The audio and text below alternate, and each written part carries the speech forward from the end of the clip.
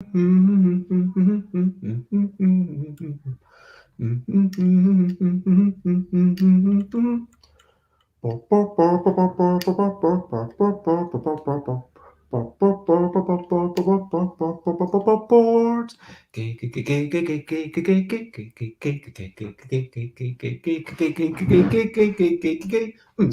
games, board games is what I'm talking about. Card games and word games, I'm not gonna shout. I am starting off this streaming with a little bit of singing. And here I am, and I'm going to test some games for the ELL deck, and then I'll decide which is best. I'll play some games I've already played before, but I will play them solo so I can understand them more. Games for the ELL deck, it's what I'm talking about. Games for the ELL deck, I'm not gonna shout. Hello and good morning, good afternoon, good evening, whatever it is for you. And firstly, thank you for following. I hope that you are a brilliant thing. I don't know if you're a robot, but if you are, then, I hope that you aren't going to be our new overlords dominating us.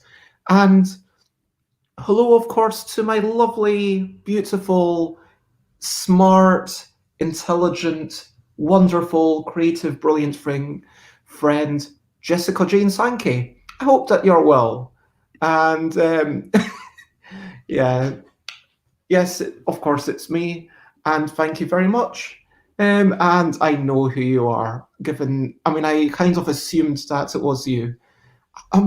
This seems to be, I'm not sure if this is now becoming some sort of running gag or what's going on, but lots of love. And it's lovely to have you pop in.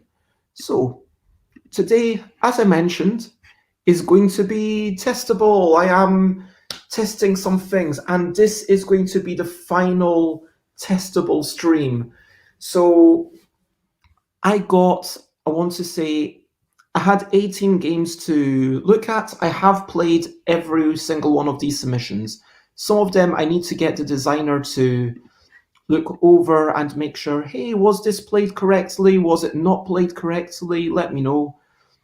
But there's a whole bunch of games that I've played multiplayer with Chris and possibly Layla, but I've not played solo. And because one player and two player is such a different experience, I wanted to have one final thing where I test them all solo and also elevatable. I'm going to try that out solo and see how that goes. So yeah. And hello, Jessica Jane Sankey on Twitch. And no, thank you for being so wonderful and being in my life. And yes, as always, I am aware of who you are. But I think there are 1, 2, 3, 4, 5 games that I would like to play. I'm going to try and get through them relatively quickly. I do have a bit of water. I do have 2 apples. These apples were literally fell from the tree outside. I mean, literally about, I don't know how many meters. I don't know how many meters, but I'm going to say approximately 20 meters that way. And there's a lovely tree, there's red apples on it, and sometimes the apples fall down, sometimes the apples, get rotten, but if you get them early enough, then they're all good. And just for me, they're red apples, and they're nicely tart, but also good amount of sweetness. That's a good apple. Anyway. Hello, CD. I mean, my nails aren't actually painted or anything, but it's lovely to see, and I hope everything's well in New Zealand. I hope that you're doing excellently. Indeed. Love for all the apples. Let's enjoy all the apples. But I'm sure that over in Thailand and New Zealand, you must get all sorts of amazing fruits that I just do not have access to. Let me get in my little thing here. This is a deck, and I am going to be playing Elevatable solo. So let's start off with this one. So good. And I did not realise that pink lady apples were something that you could get over there. I assumed that the sorts of apples that you got in the UK would probably not be imported into Thailand, but I don't even know where pink lady comes from. That makes sense, I guess, for all the farangs. But yeah. And yes. Ooh. Fehoas. But let me get rid of a bit of my face and push this up like that. And I'm going to start playing Elevatable. And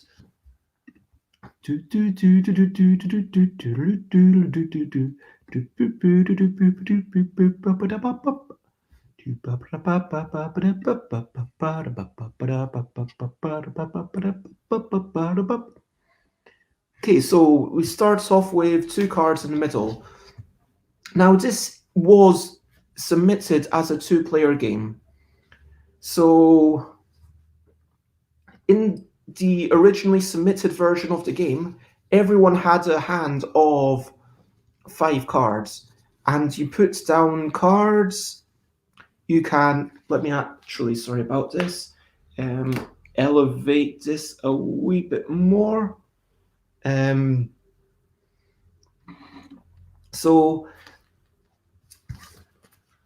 it's kind of like dominoes. You're trying to match the suits. So the suits are the red, well, you can see them on the back. There's 6 different ways that things can look. There we go. So these are the 6 suits of the couple deck. You've got the green leaves, the oaky leaves, the red acer, I think it's called, the pinky red one. I don't know the name of all these things. There's a whole bunch of leaves, right? Those are the suits. If you match a suit of an adjacent card, you get a point. If you match a letter of an adjacent card, you get a point. And if you match the card underneath, you also get a point. You can put cards on top of cards, but only if you are matching or lowering the number. So here I could put a 3 on top of a 3, but I could not put a 3 on top of a 1. Each turn you place 2 cards and then you score. So yeah, I kind of was just thinking, could there be some sort of puzzle version of this, which is a wee bit more of a puzzle and just going through it at your own pace and enjoying it. Let me do one wee thing. I do apologize. Guests. General. Where's the... to remove the... Oh, I cannot see the setting to... I was trying to get rid of my... Huh, that's weird. Is it here? There we go. Just to get rid of that wee thing so that you can see the card in the corner. And Jess says, "You're in my hemisphere, CD, so I like you. Southerners reunite. Southern hemisphere for the win." In the place where it is winter, go to the land down under, where it's never cold, but it's now winter. Although it is kind of cold if you are in the very down under. So yes. I was just wanting to do a quick kind of playthrough. So I'm just experimenting and coming up with a few. I'm going to have this bit of paper to track my scores on, and I'm thinking, what if you playing every single card feels a wee bit weird, because then there's no point in playing 2 on your turn. The entire length of the deck feels potentially a wee bit too long. And you've got, but what if you had, let's say, half the deck? What if you played, and currently testing Elevatable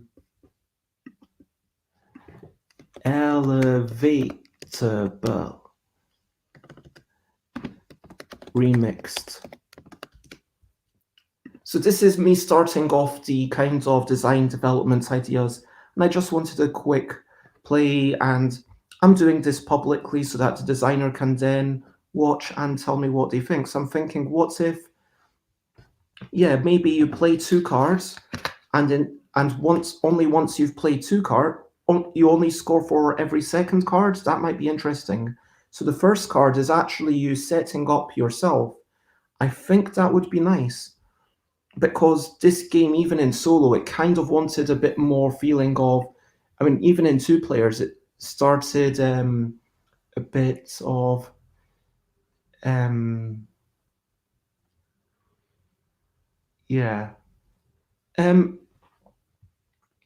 felt like it wanted a bit more planning. So let's, for the sake of solo, 1, 2, 3, 4, 5, 6, 7, 8, 9, 10, 11, 12, 14, 15, 16, 17, 18.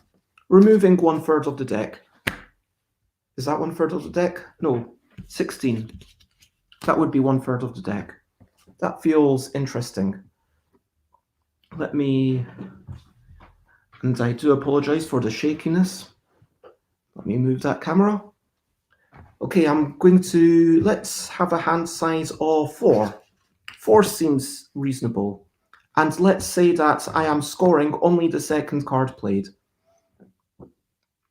So that, I've already got quite a few options I can see. I mean, because order matters, suddenly 4 is actually quite a lot to ponder, which feels interesting. I could immediately, I'm thinking, okay, I've got these 2 that are matching their border. Maybe I can get one of them out. This one matches that. That's nice. If I were to potentially, let's say I were to put this one here and this one here, in that situation, I would score 2 points. There we go, 2 points. And let me lift up the camera even more so that you can see more of the table space. I do apologize. This is total pro streamer. Okay.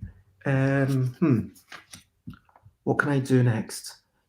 And now my question becomes, am I always going to want to just put 2 cards beside it? Is that going to end up being the best way to play? Because that doesn't seem super exciting. Like if I do that, and then that, okay, boom, another 2 points. But 2 points isn't the way to maximizing your score. So maybe there's actually potential for clever play still.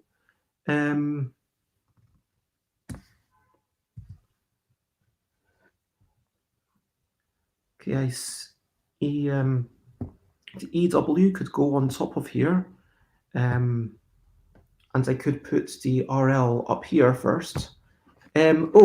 CD. So the reason it's 2 points is this is 1 point for matching the adjacent T and 1 point for matching the adjacent suit. So matching a suit gives you a point, matching a letter gives you a point. You can match the letter that's next to it, or the suit that's next to it, or the letter or suit that's underneath. So for example, if this were my second card here, I would be getting 1 point because I would be putting a W on top of a W, and you're allowed to put cards on top of cards as long as it's equal or lower in number. I hope that makes sense, but please let me know if I didn't explain it well, and I will happily give it another go. Oh, starting to get quite warm. Now I'm cold. I'm going to put on this. There we go. Good temperature. Maybe you have to have numbers ascending left to right. That sounds like an interesting idea, but that feels like it would be changing the game a bit more than I'm wanting to change it. That feels like a completely different game. This game feels like the putting the numbers on top of each thing and having flexibility over where you put the cards is a almost integral part of the game. I'm wanting to change this somewhat, but I'm wanting to strike that balance of kind of being true to the original vision as submitted, or the original essence of what was submitted, if I can.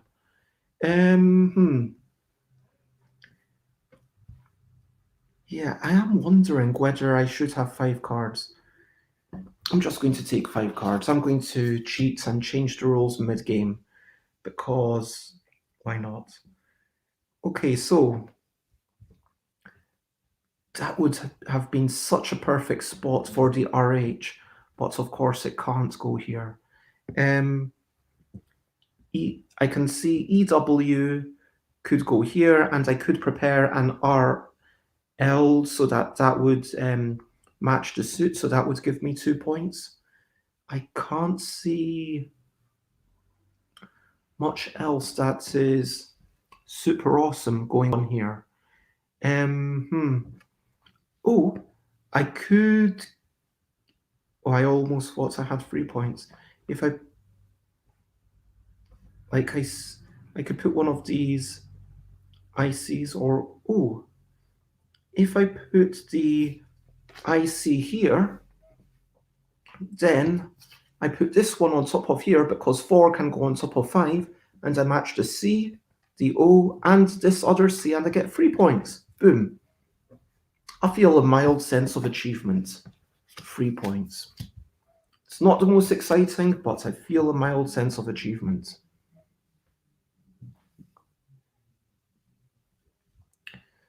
Okay. Let me just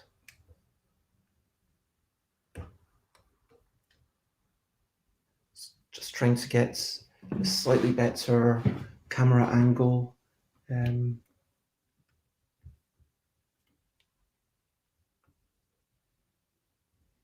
There. And raise it a bit more, maybe. Yeah, this is a bit of a table sprawler of a game, and it needs a bit of camera shenanigans to make it all fit. Okay, so SX. At some point, this is going to go on top of a thing. I might want to think. Oh, yeah, I might want to think about putting patterns nearby.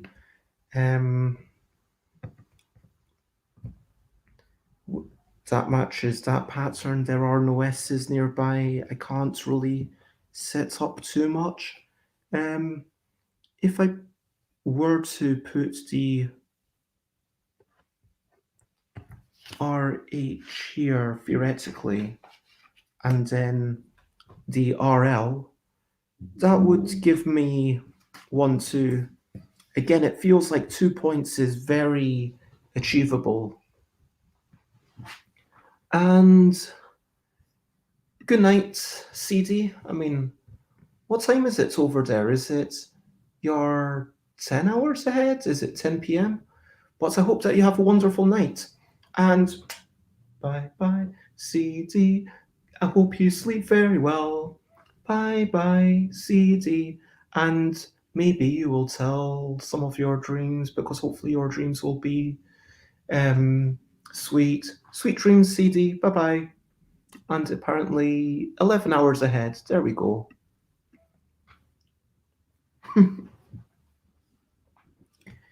It's always bedtime, but I was wanting something a bit more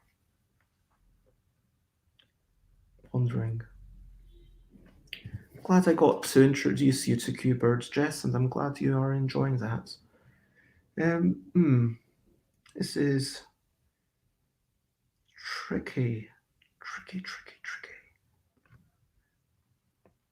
Okay, maybe I keep the R's together because I'm thinking that those could be used, and maybe I just do the.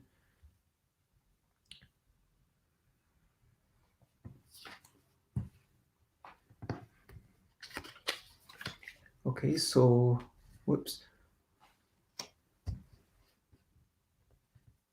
I'm going to put the RL. Oh, this is the RL up top, and then the EW. So the EW matches the W and the leaves, so that is 2 more points. And 2 more cards.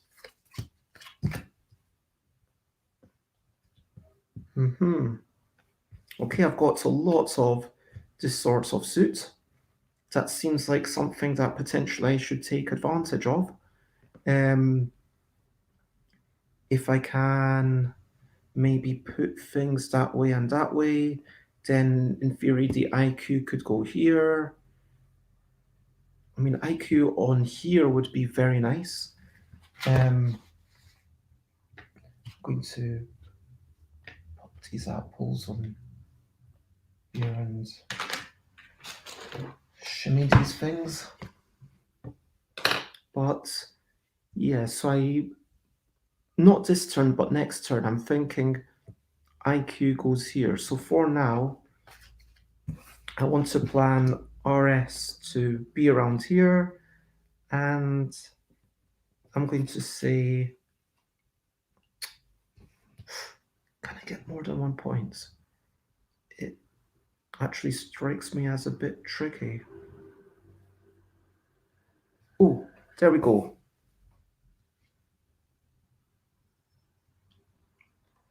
Oh no, I don't want to match that just yet.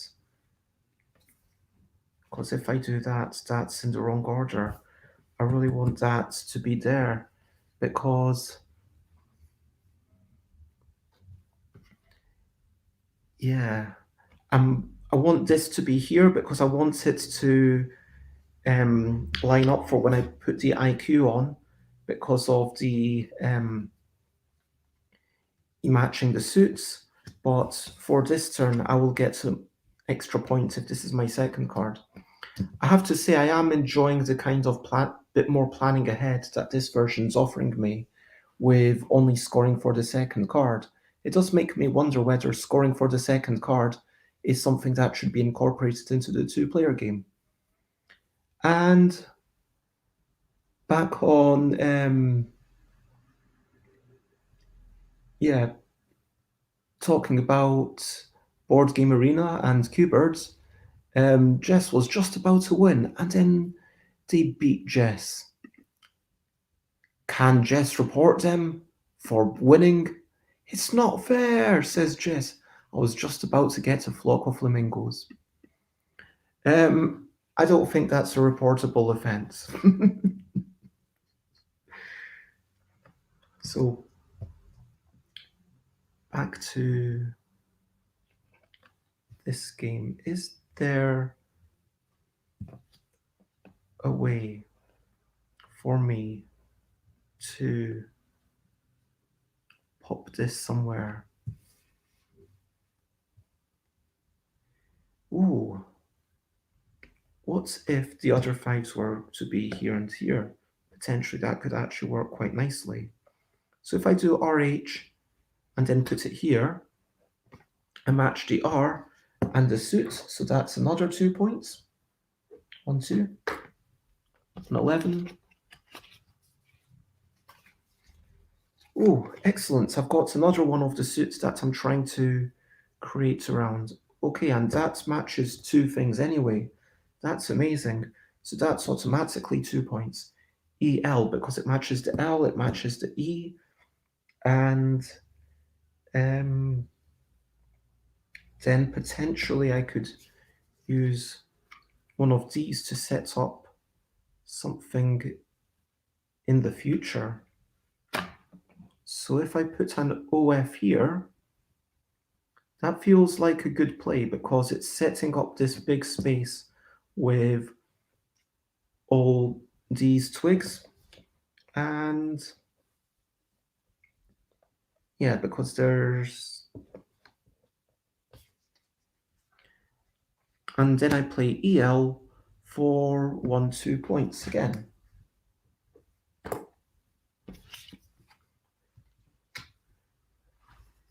Oh, hello Monique. Lovely to see you, and I hope you are generally well. So wow, we've got a really international audience today. We've got Thailand and New Zealand, and um, I know you're USA, but I almost feel like USA is quite a big place, right? But then New Zealand's also pretty gosh darn big. So yeah, Monique, the wonderful, energetic, flamboyant, spectacular person from USA. And yep, USA certainly is big. So I'm trying to work this out. And these are the cards in my hand. I'm thinking, okay, I'll put potentially this card down and score 1, 2, 3. Is there a way for me to score even more? I could definitely put this down. Boom. And yep, that is me scoring 4 points. 1, 2, 3, 4. And that's just one away from the maximum score. I'm quite chuffed with that. Now we've got... Can I now that I've built up this area with this suit, I could put this down. I do wonder if this is the way that the game's always going to go, that you've got areas of different things, and if so, is that a problem? I'm not sure. I'm enjoying it for now. Let me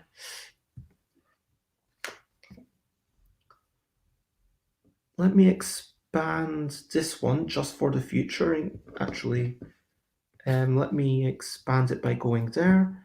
So in case I want to place something of that suit here, and then boom, EP goes here, and it matches 1, 2, 3 suits, and I get 3 points. 1, 2, 3, boom, hooray!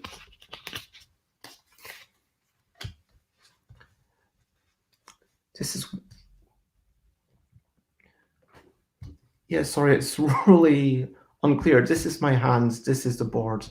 Okay, so what's going on? What's going on? Oh, could I could score another 3 points by putting this 4 here, and that's it. So yeah, I'm going to take the easy road and get 3 points. 1, 2, 3.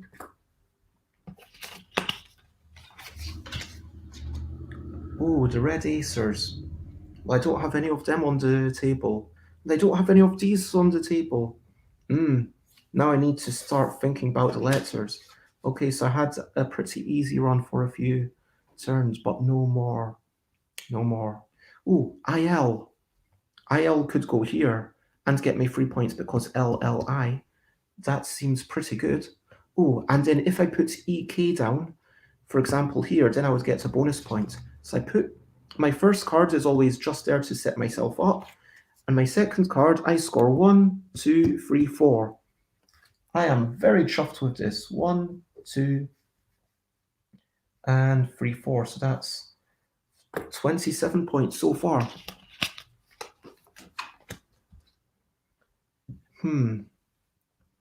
More red acers. More of them. And we've got a couple of the oak leaves. And there's no oak leaves visible. So let's see. TG, there's no T's or G's I can see.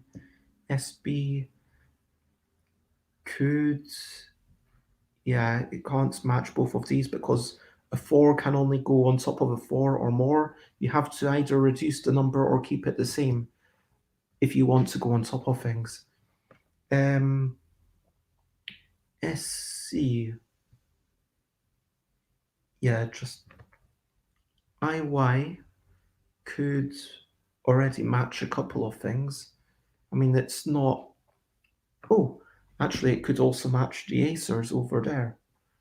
And also, if I put this 4 over here, then yeah, that seems good. So you know what? And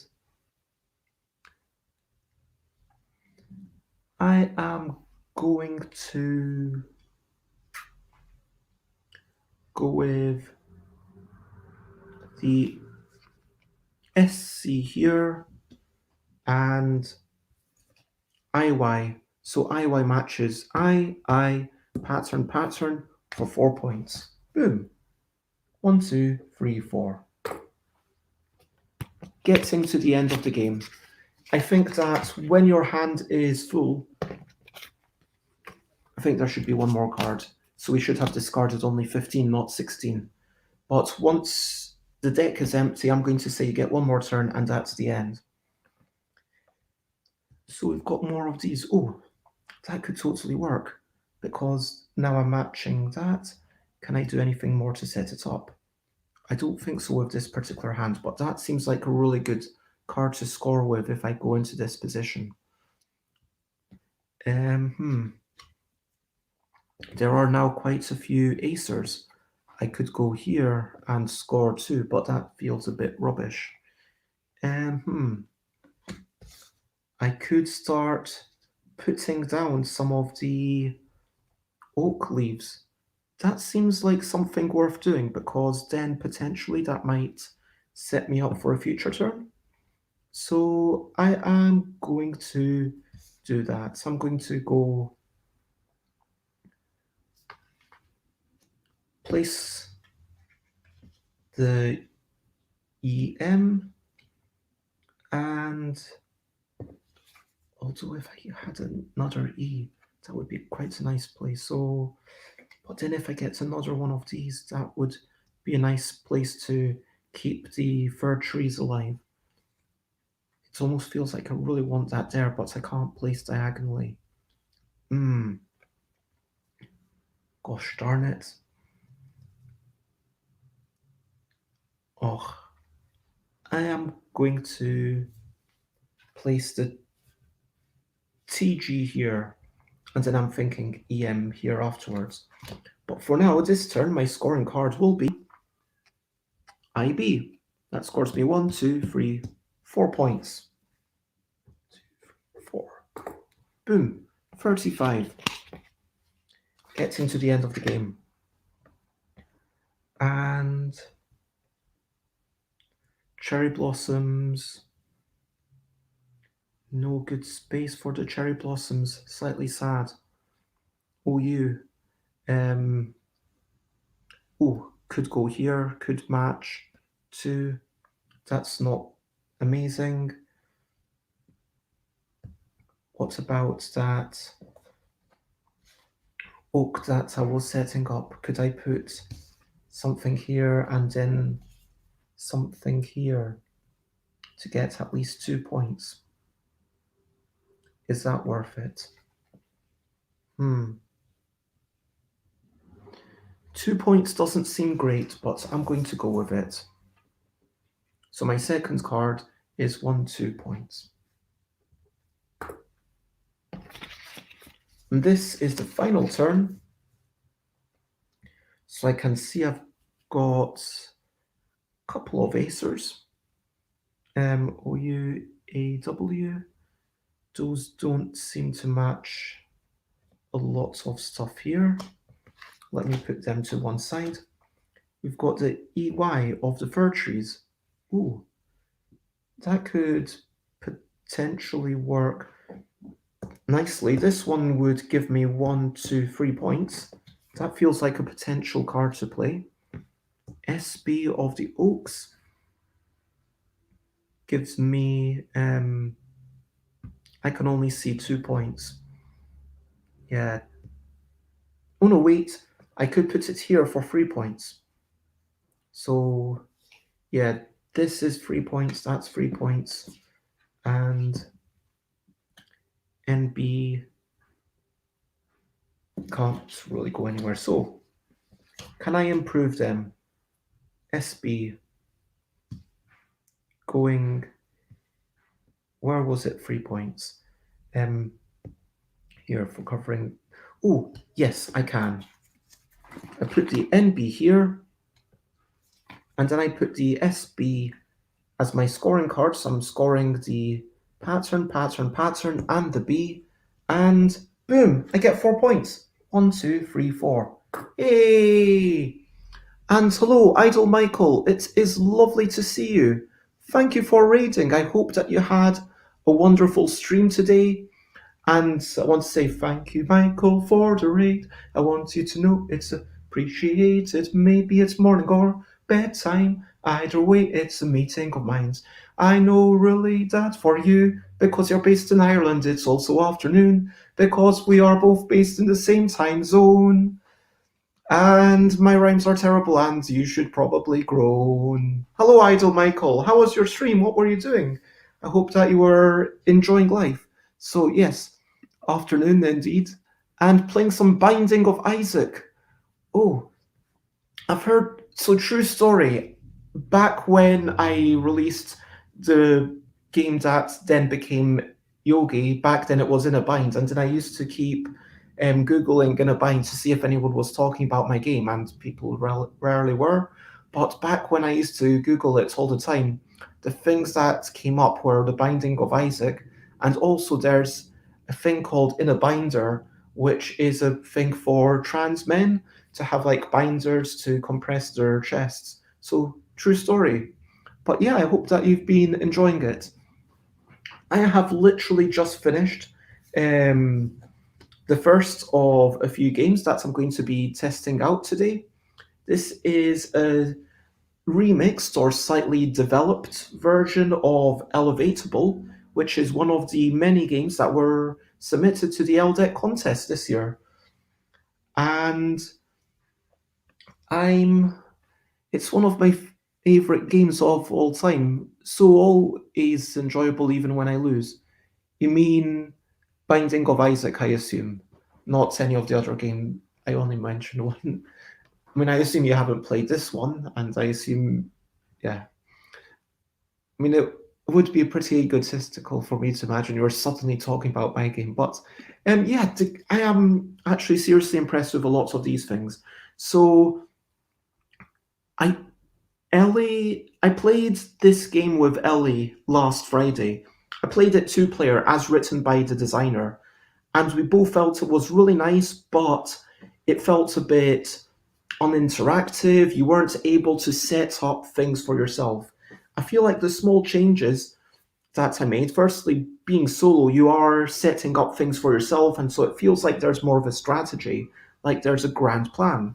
And only scoring your second card definitely made me feel okay. Some of the cards I use just for expanding things, some of the cards I use for setting up. There was a time when I was worried that it might be just about the suit, and it wasn't just about the suit. There was quite a bit of suit matching going on, but there was a lot of letter matching, and I really like that this game is not a word game. I mean, I like word games. I am proud of Wibble, and for sure you like I'm trying to think of someone else's word game that's part of the LDEC.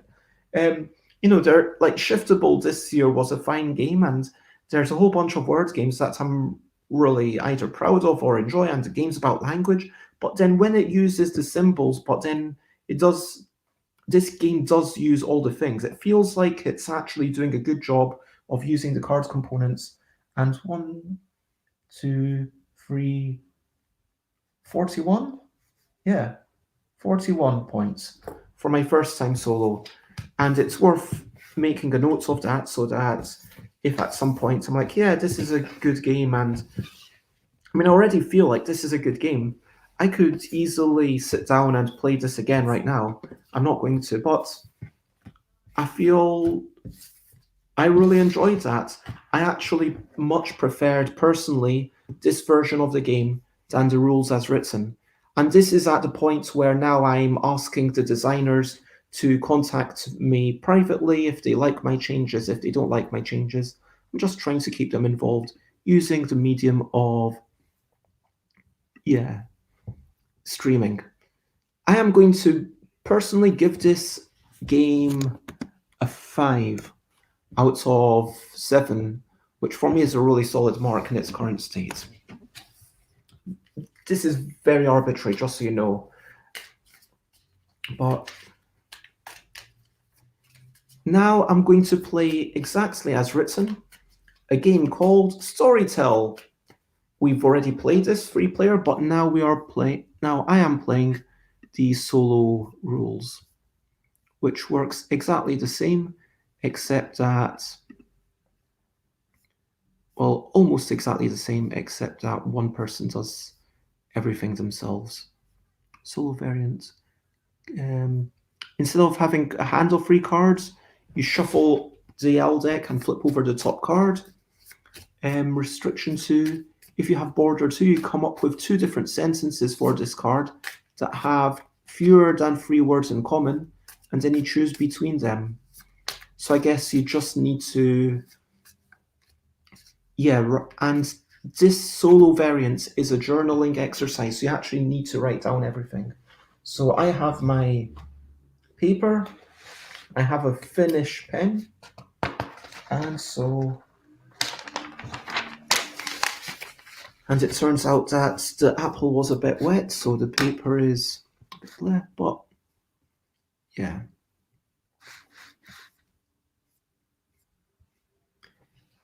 So let me remind myself how to play.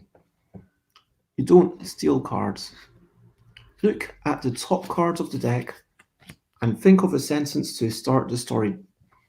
Oops. Banner. Currently testing. Storytell. Boom. The sentences that we come up with for this game have to have the first and last word beginning with one of these letters. And it could be anything. It could be, what is reality? Ooh, I like that. Very philosophical. What is reality?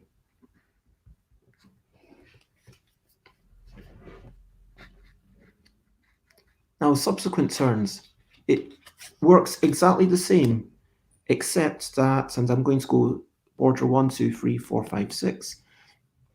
Border 6, I must answer a question or tie up a loose end of my choice. Oh my gosh, I'm answering a question. Well, comma, reality is everything. That feels like, yep. Well, reality is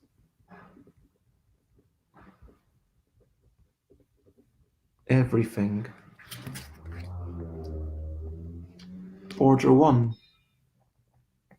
There must be some sort of action taking place.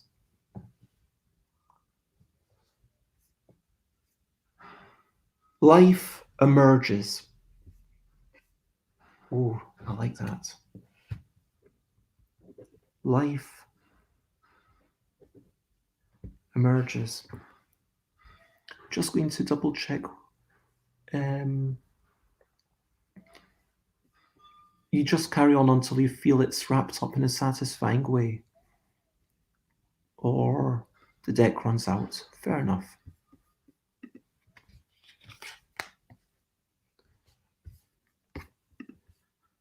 And border 4, 5, 6. I must have At least two words from the previous sentence. So I have to have both life and emerges because the previous sentence was literally just two words.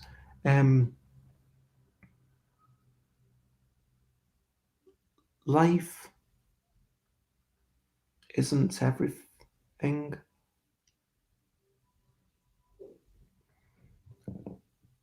And it emerges languidly, lusciously, lushly, lush.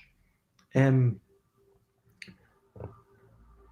life continue.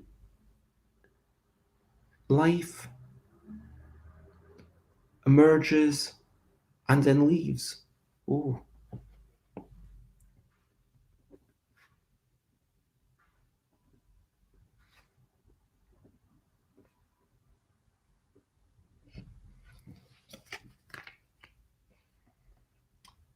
border six. I need to wrap up a loose end of my choice. Huh. Um, what's the loose end? So maybe life. Why has it left? It's you. You are the life. Yep, I feel like that's answering a question.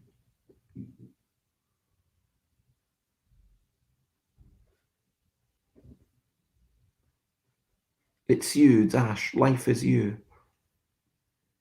Life is contained within you, or life is encapsulated by you.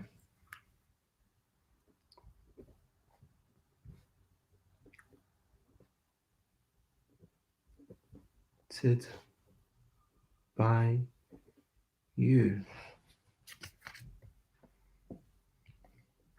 Okay, so that's border six again.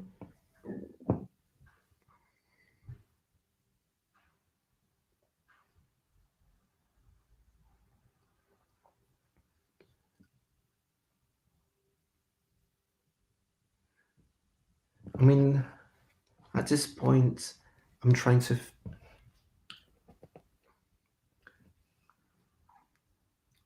don't know, I feel like I would like to have some sorts of okay, I've got to make it at least this way much through the deck because with this one I'm starting to struggle and I'm thinking, is this the story? Is that a story or is it not a story? I don't know. How do you define a story? How do I wrap up loose end? What is reality? Well, reality is everything. Life emerges.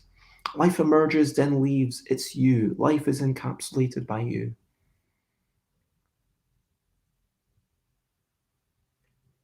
Real, let me look at the long description for Border 6. Um, is there something you can explain or an element of the scene that you can tie up in such a way that you don't need to mention them again to consider the story complete? I mean, I think it's because I've had um, three of these borders already, so it kind of pushes the story to being more and more complete. Feels like this should be now, boom. Life is reality. Life is just a part of reality. Hmm.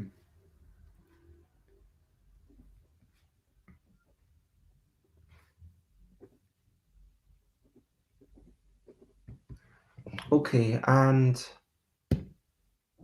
now I don't need to mention life anymore. It's like life, boom, done. This is border number four. Some speech.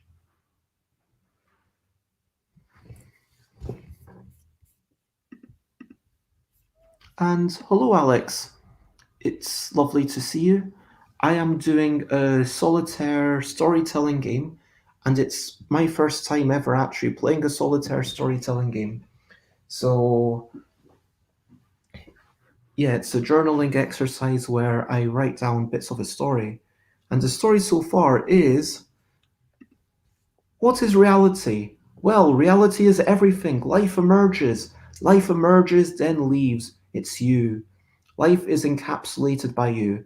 Life is just a part of reality. Now, I'm not meant to talk about life anymore, I think, and I'm meant to talk about new things. And now I have to give some sorts of speech because the borders, so here the oak leaves, that's border number 4. It means that there has to be some sort of speech. Every single border is a different, um, it's kind of like a lookup table essentially. I keep having to refer to these sheets on the other side where it says border 1, you describe something. Border 1 is an action.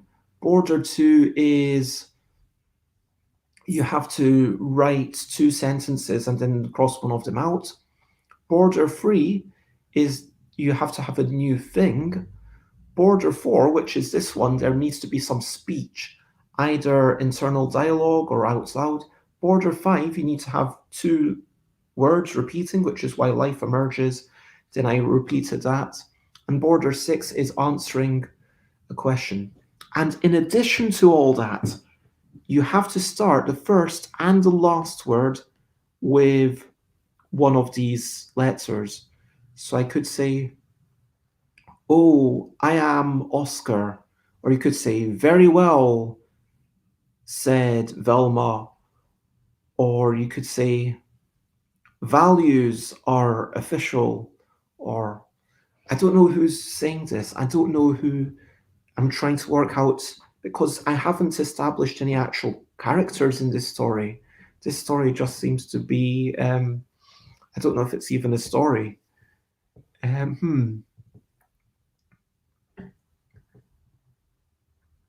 Of course, said Val Kilmer. Why is Val Kilmer in?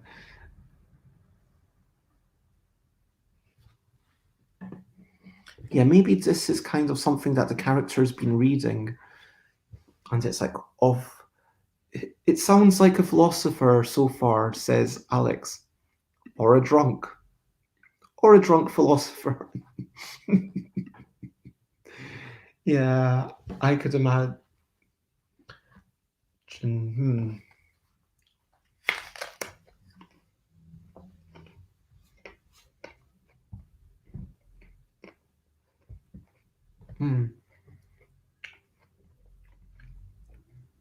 Of course, said Vincent Dutrait.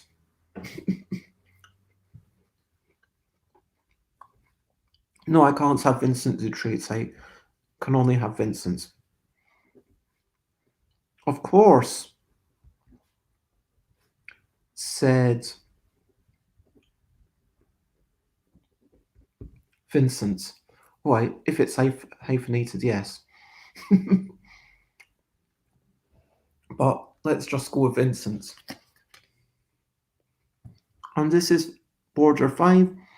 So I need to repeat 2 words. I don't want to be like every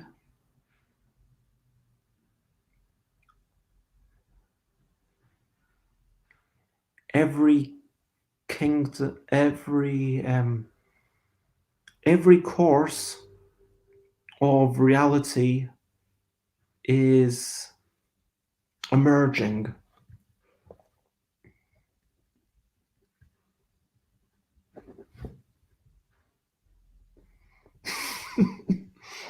Yeah, this is getting more and more up its own behind.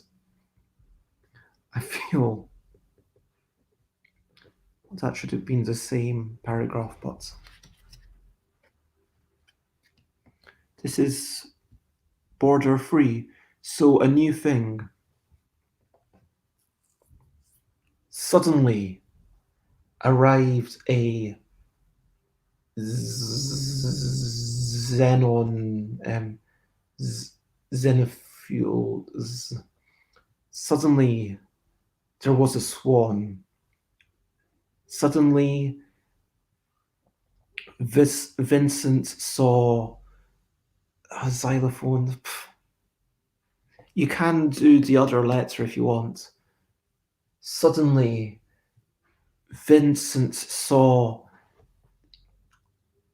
the air turn itself into a xylophone. Sure. Uh, that, yeah, I don't think that quite works, but I like what he said. And also, it has to contain a new noun. So, yeah, we have to have a noun. That doesn't work for the border. Um,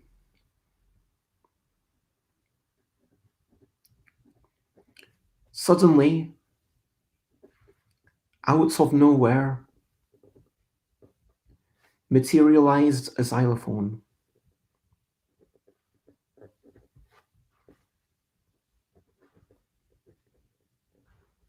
So there's a xylophone that's materialized, okay. And this is a new, new object. Um, Obviously, this xylophone was followed by a dinosaur.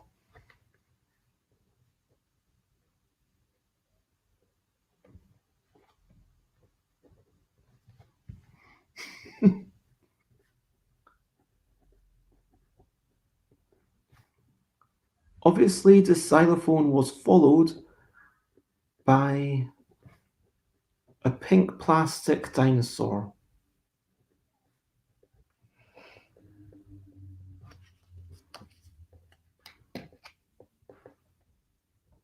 Oh, it's another new noun. Behind which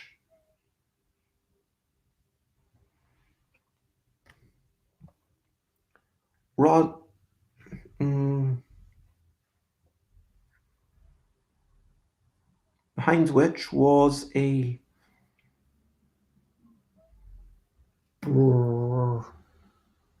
loaf of bread. Did I know that Patrick Moore was an expert xylophone player? I did not. I had no idea. Um,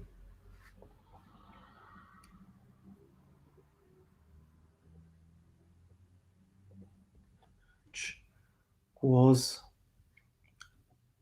a stale, was a mouldy loaf of bread.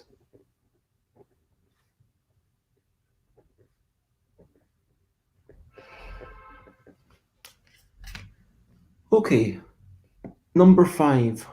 I must contain at least 2 words. So this is repeat. Number 5 is repeat 2 words from the previous sentence.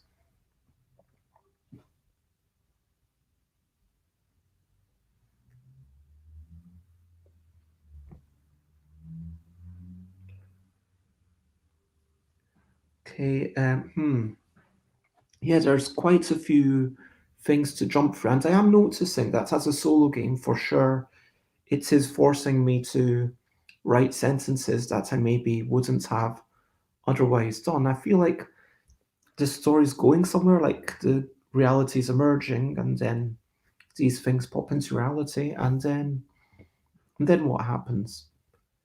And then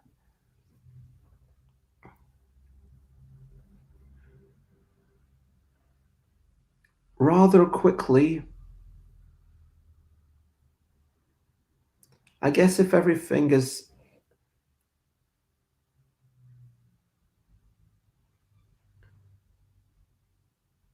emerging and coming into our reality, then maybe we just get overwhelmed. Alex says this seems more restricting than it seems facilitating. I mean, it definitely depends on how many restrictions help you because it is very, I would agree, it is quite restricting, but it definitely feels like managing to overcome it pushes you firmly into a direction that you wouldn't have gone for. Very brief. Stretching moment. Stretchy time. Stretchy time. Maybe later I will dine. I'll buy a soup from China Chef. Not all the soups are good, but two of them are definitely the best. Hello, Rob Harper. You're just in time for me to finish stretchy time. Hello, Rob Harper. I heard that you were going to that place in North Wales. I can't remember. Conwy, Bastion, next year. Look forward to seeing you there. And yeah, I like Bastion because it's just okay, chill and hang out. Conwy, that's the one. Conwy.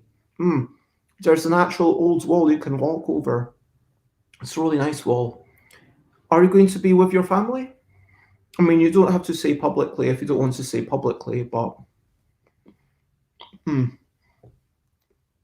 I'm playing a solitaire storytelling game, and hmm, rather, and I have to start the sentence with one of these letters.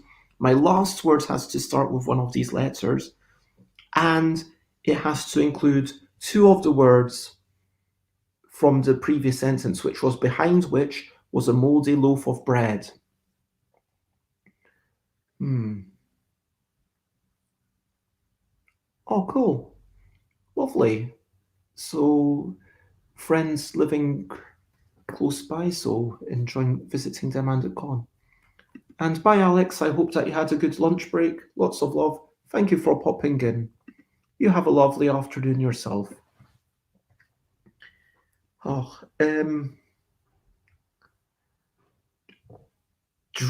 rushing together.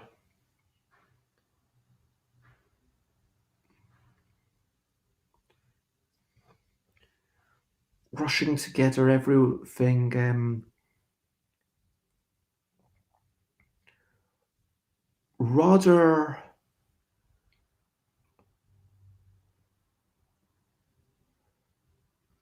rather obnoxiously, awkwardly. Um, I'm thinking of a word for excitingly. Um, rather dramatically. Oh, rushing realities rushed together. Um,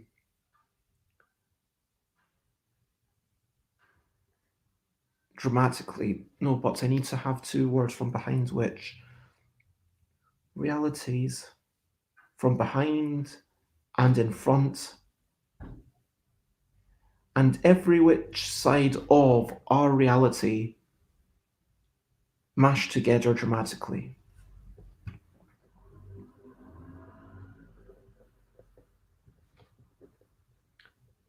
From in front. And let me read out the.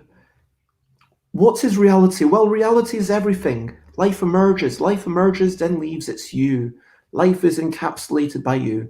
Life is just a part of reality. Of course, said Vincent. Every course of reality is emerging. Suddenly, out of nowhere, materialized a xylophone. Obviously, the xylophone was followed by a pink plastic dinosaur, behind which was a moldy loaf of bread. Realities from behind, in front, and every side of our own crashed together dramatically.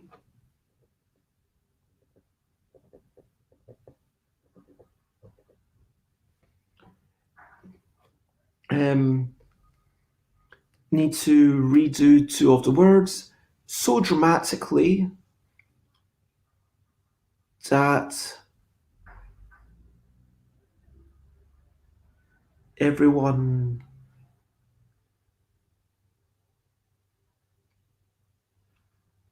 every Hmm. Gore. I'm thinking of words that I could end in. Gore grew so dramatically, and there was no space for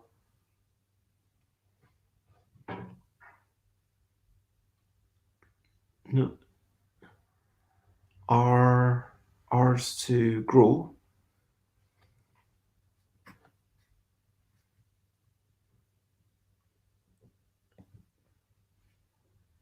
Such a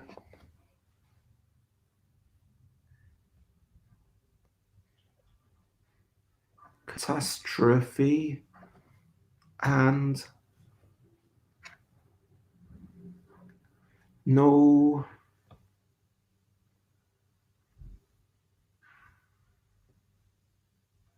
space for our own to grow.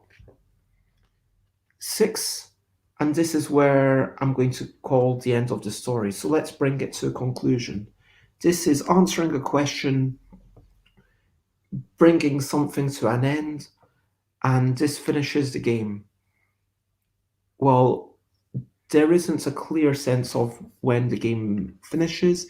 It's very much just you feel like it's been wrapped up in a satisfying way. So I feel like once you play, it should be one of these red cards. The end. Oh no, the second word has to start with D, not end in D. Otherwise, that would have been really nice. Ending in one of the letters is a nice, interesting idea.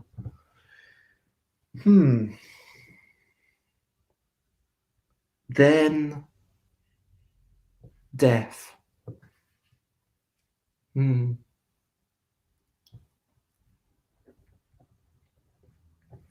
Then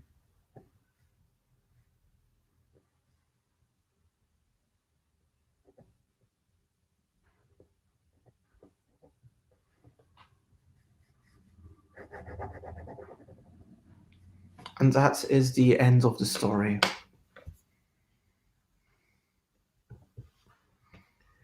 Here, sorry, is it because it's the half-eaten apple? The apple is putting me off the game, says. So, that is the story. Let me read it one more time. What is reality? Well, reality is everything. Life emerges. Life emerges, then leaves. It's you.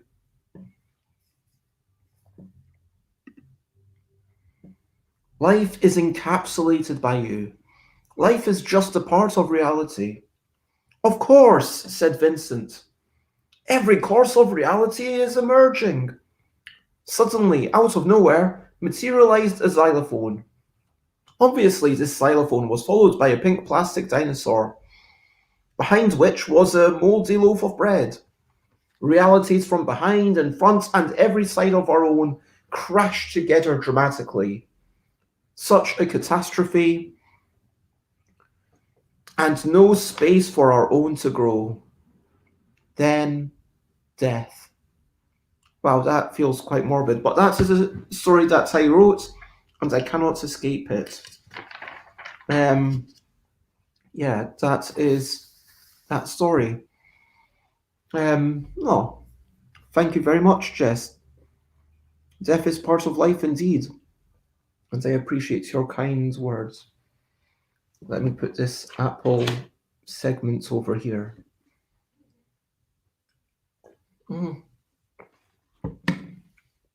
That is true. What is it that people say? Memento mori. It's like life is beautiful because of the fact that it's kind of because of the fact that it's transient. Things are beautiful. But yeah, so what did I think of it? In terms of accessibility, there's a lot to think about. You need to be incredibly not incredibly, but I think you do need to be very creative to be going. Be there are lots of restrictions, and sure, by the time you go through all these restrictions, by the time you jump through all these hoops, you're going to come up with something that you wouldn't otherwise have come up with. But there is a lot to think about. So I would say accessibility is low. Differentiation from other games, obviously, it's quite similar to Fable. That's the one that it makes me think of. But as far as storytelling activities go, this is almost as different from Fable as it could be. So I'm going to call it medium. Yeah, medium. Use of the L deck.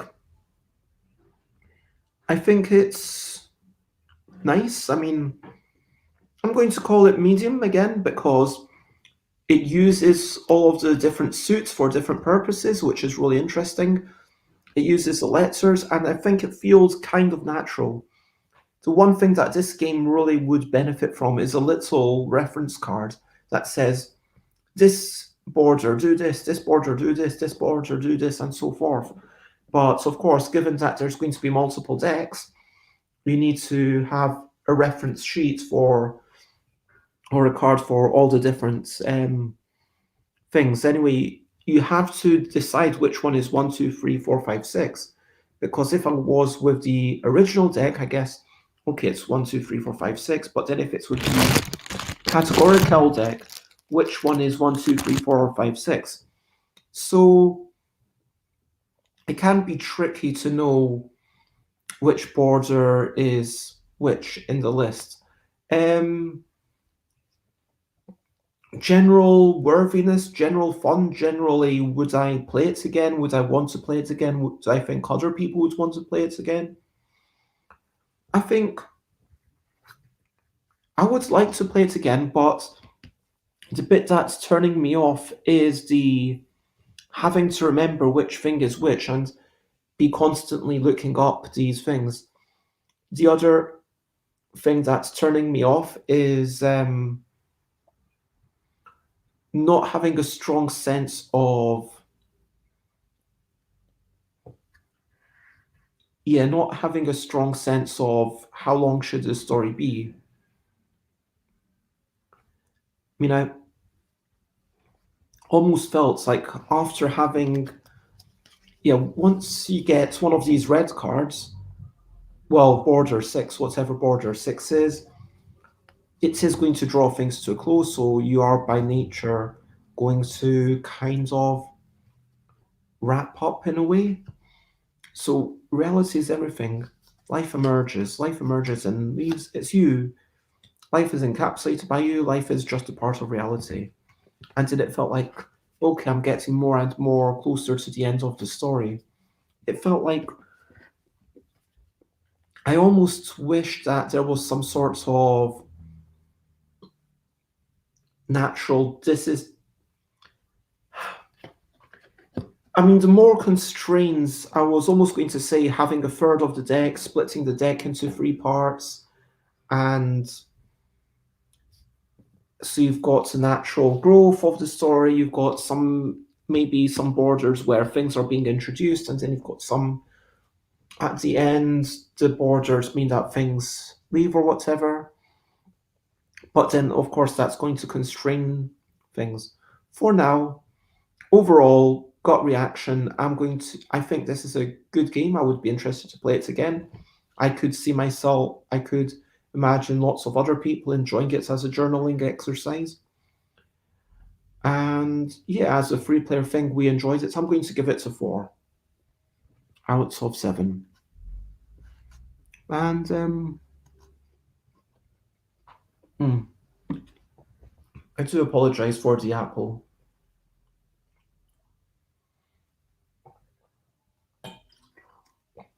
There we go. And thank you very much, Jess. I mean, for me, it just kind of looks frizzy, like it's just all over the place. It's not brushed or anything, but apparently looks natural and relaxed. My hair is super relaxed. Thank you very much.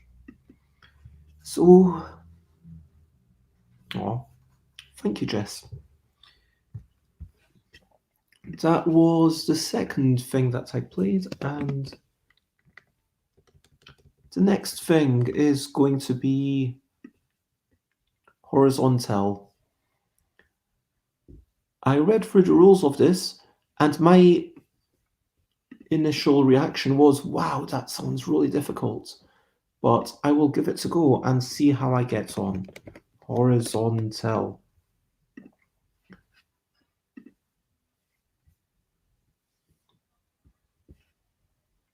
You'll have to remind me what that means. And congratulations on your second jab. Many congratulations.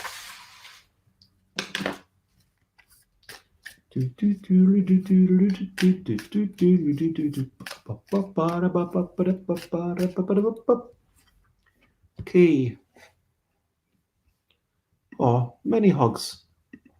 I hope that you're staying entertained and having still enjoying life and feel good about everything. So yes,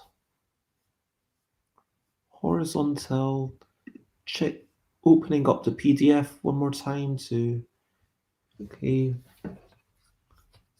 And one player sets up the same four cards, rest of the cards face down, turn over cards one at a time. At the end, you have to make only horizontal words after the last card has been turned over and placed. Okay.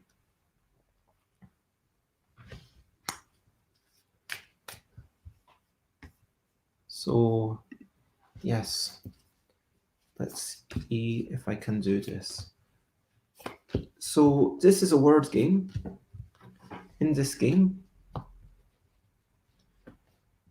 we flip over one card at a time, and unlike lots of the other games, both of the letters are in effect.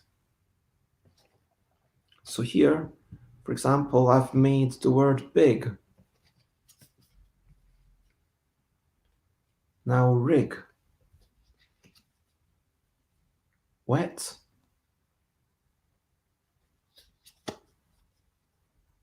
We.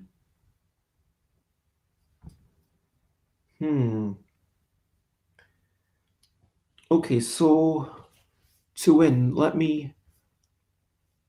the grid must contain entirely of horizontal words. So presumably I can't have this little L at the end of the game.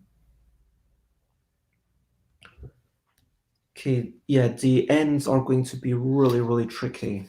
I can see that.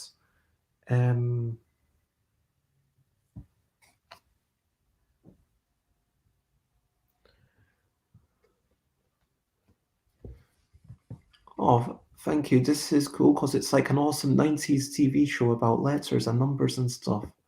It's like Countdown off acid. So you're saying that Countdown itself is on acid, but then I am taking you off acid. Wow.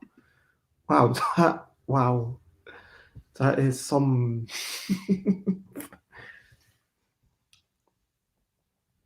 Okay, what I'm really thinking is how do I get and Jess says yes, Countdown is pretty full on. I can understand that. Yep. All the like it's a proper. I could imagine.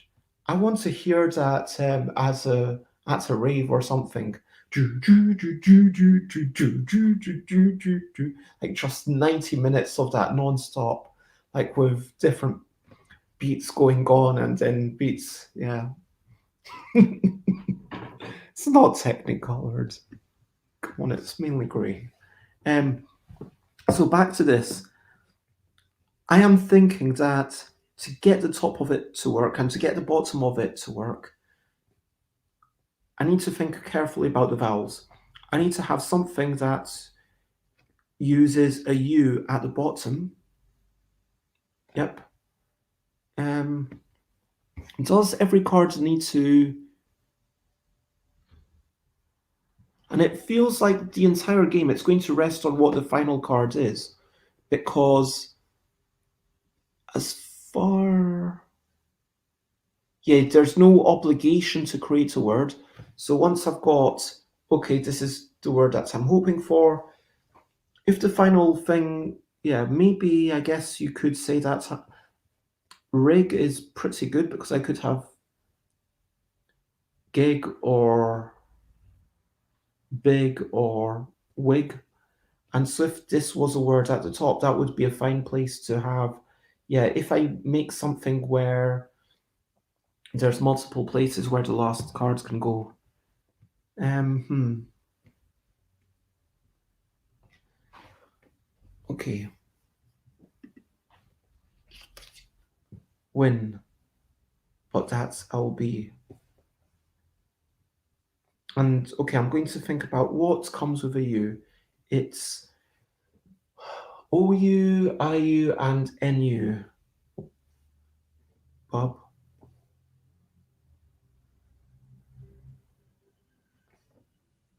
Yep. Sub. Yep, sub would work.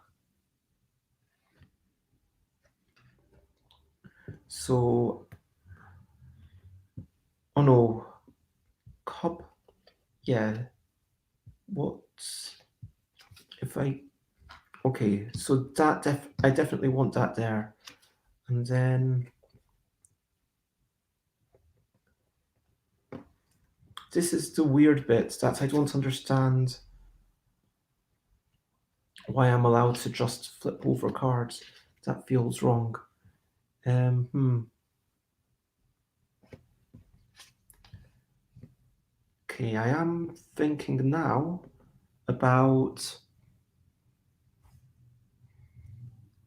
having two vowels here because I can't rely on all the vowels being duplicated going upwards. So OU, sus, is that a word? I feel like sus might have entered the English dictionary, but I'm going to double check on Collins. Sus, yeah. Sus is in Collins' English dictionary. Cool. So if I go OU,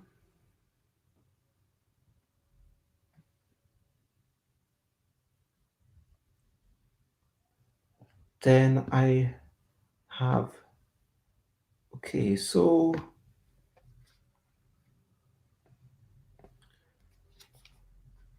sug, no, that's not a word.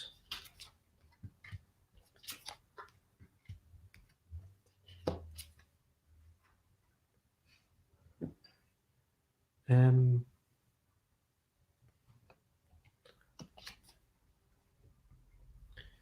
yeah, this going through the whole deck feels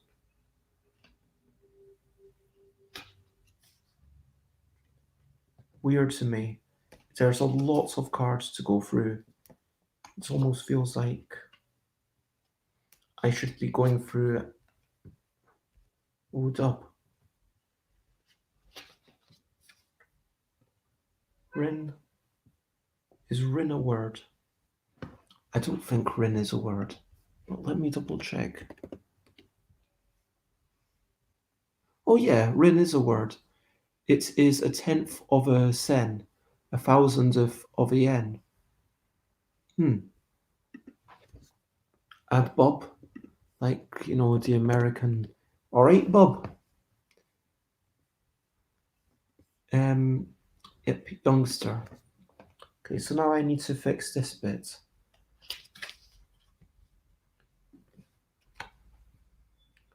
Or sod.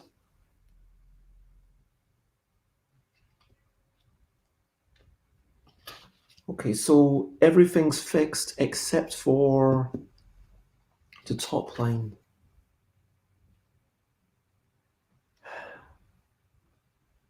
Do I hope that OU comes out at the end?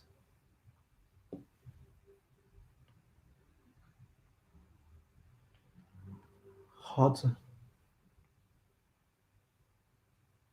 No. Hmm. I'm feeling incredibly overwhelmed right now, I have to admit.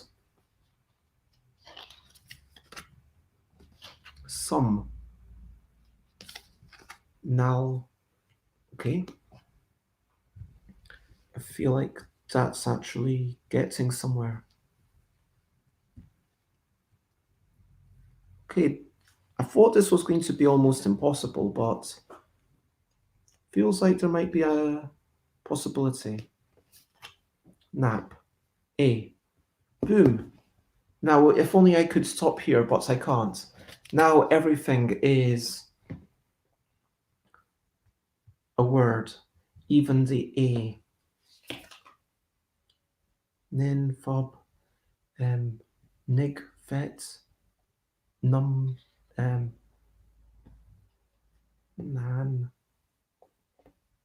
an. Okay. I'm going to put it here because I don't think I've seen the TC yet. And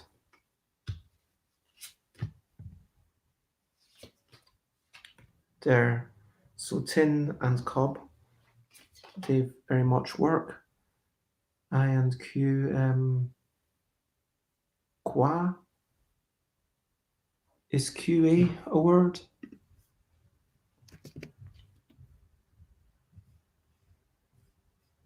No, it's not.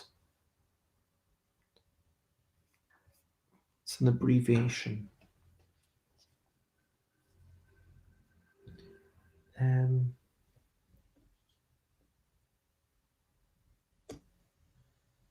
So if I put that there,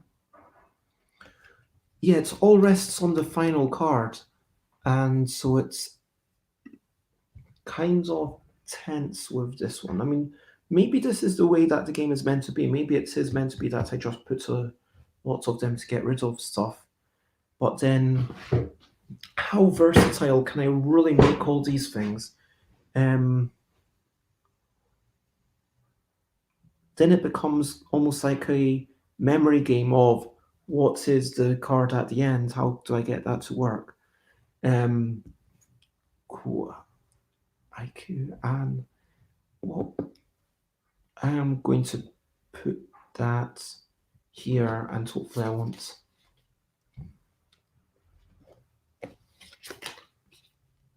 Add. That's a word.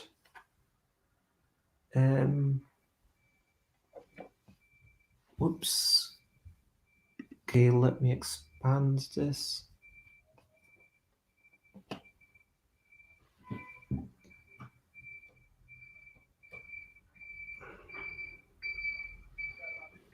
So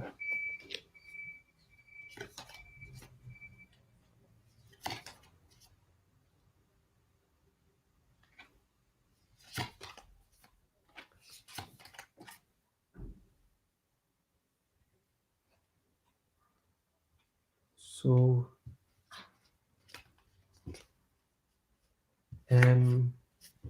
no, no, that's not a word.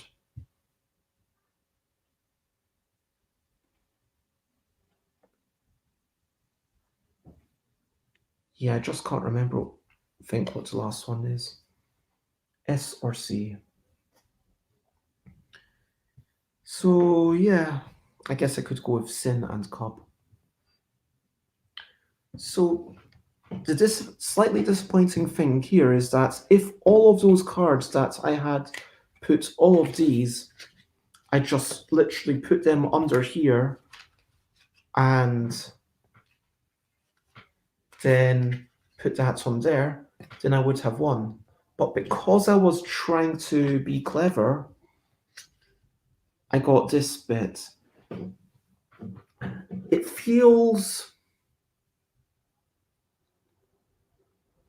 felt overwhelming in the middle. It felt very overwhelming. It felt like only when I really thought about the letters that have multiple vowels on them was I able to possibly have a chance of doing something. Although it does, for sure, I'm sure there would be some sort of oh, something here. Not sure what. So, like, in theory, yeah, I could have also done it that way and sorted it out like that if I had been lucky. Um, I kind of feel like. So, this feels like an incredibly different game to the multiplayer version. It felt like an interesting puzzle. I was enjoying the process of going through it.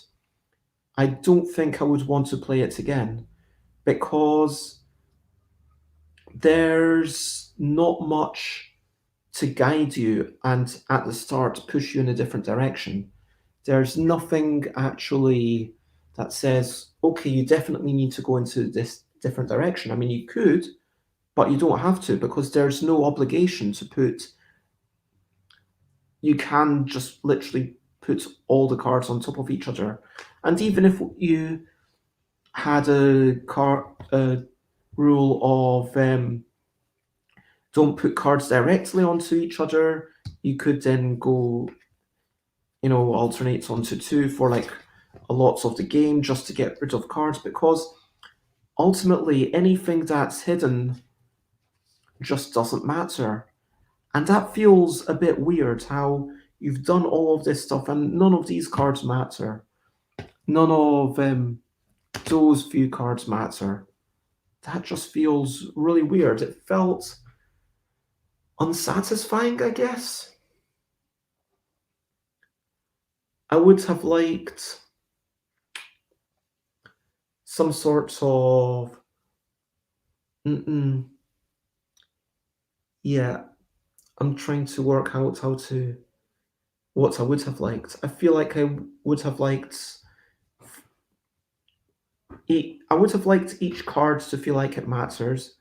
Maybe you can only cover one letter. I don't know. I would have liked fewer cards so that it doesn't, because as it says, the game was a reasonable time just because I put cards on top of cards and didn't think about it too much. I think I would have liked to know what the final card was. I think that knowing that I'm going to get this as my final card or I'm going to get this as my final card, that gives me something to work towards. Yeah, the rule about only covering one letter, that doesn't really feel good, but something where I don't know, you get a point. If maybe you get a point for everything that's part of a word, but then you get -1 point for things that are not part of a word. So I think that was how I finished. So maybe I get in this example 1, 2, 3, 4, 5, 6, 7, 8, 9, 10, 11, 12, 13, 14, 15, 16, 17, 18, 19, 20, 21, 10, 2, 10, 3. -2 is 21. Or maybe you don't think that's harsh enough. Maybe it's even -5 for each of these, in which case I would get 13. I think that would be interesting because then I would feel accomplished for having made a bunch of words. It wouldn't just be keeping it constrained. And yeah, -5 would actually be enough that I would be really thinking about using everything. And so if you extend it too much and don't worry about half your things, then you're going to lose big. I feel like that would be an interesting next step. I feel like the win or lose, even though people do quite often say they prefer that, I would say that here, mm, okay, maybe if I knew what the final card was, I would want to go through it again. But it's also, I just didn't feel like there was enough reason to do things in a different way. I didn't feel like if I go through it again, randomly shuffling things, I don't see anything that I had done that could inform me. I don't feel like there's, and it feels like it wants to be a game where you are making strategic choices. Um, I feel like there's a lot of potential in this game. So if the designer has watched this, then with their blessing, I would like to try some of the things for a next playthrough. I would probably be like, okay, let's take 18 of 16 of the cards, I don't know. And starts off with two of them, you've got 14, and even if you lay out all 14, I mean, how big would 14 cards be if you did actually lay out 14 cards? I'm just wondering. 1, 2, 3, 4, 5, 6, 7, 8, 9, 10, 11, 12, 13, 14, 15, 16. So that's 1/3 of the deck. And that feels like a good amount. Let me just. So 16 cards, it wouldn't be quite as big as this, but that feels like it would be a nice sort of quick, manageable game, maybe. I don't know, 24 cards might be but 48 feels like it's too much. Unless you end up doing what I did and basically ignoring a whole bunch of them. Then I would give you 1 point for each letter in the word, minus 5 points. So here, basically, all of these would be minus 5 per letter, except, I guess, lid and A and I. I don't know, you can count those as one letter words, maybe. But yeah, I would do something along those lines. As it is, I would score this. Maybe I would score this somewhere around a 2 or a 3 from out of 7. But I think that there's definitely potential to be something that is quite a bit stronger. And so again, with the designer's blessing, I would like to carry on working on this. I do want to say, while I'm talking about horizontal, I did play two-player horizontal with Ellie Dix, or a word game enthusiast and game designer, on Friday. Ellie had a lot of fun with it. We played it twice because the first time we played it, there was the issue of when you're playing with two players, it feels like you keep playing onto the same words, and so you find a good word and then you keep playing it and then you make bigs. Okay, if someone manages to make bigger than the next person does rigor, and I did simplify the scoring. I simplified it so that it was 1 for the top, 2 for the bottom. That was the big change that I did on Friday. But the with the original game, there were two issues I felt. Firstly, that the scoring was a bit too complicated, and secondly, that you keep playing to the same word. Then we tried a version where you can't cover a top letter with a top letter or vice versa, and that didn't quite have the desired effect. You still ended up doing lots of this repeating things. Then we tried a version where any letters that Ellie used on their turn I couldn't use, and vice versa, and that basically meant that I kept using my same words and Ellie kept using their same words, which is also unfortunate. So the multiplayer game, right now, I can't work out a way to solve the key issue of you just keep wanting to play on the same thing. You don't, yeah, you don't get lots of moments where it's like, I made two brand new words and I feel clever. And they're asking the game to be like, okay, you can't remake words that's been made ever. That feels too much. But yeah, I hope that I'd love to hear what the designer has to say about all that. Okay, so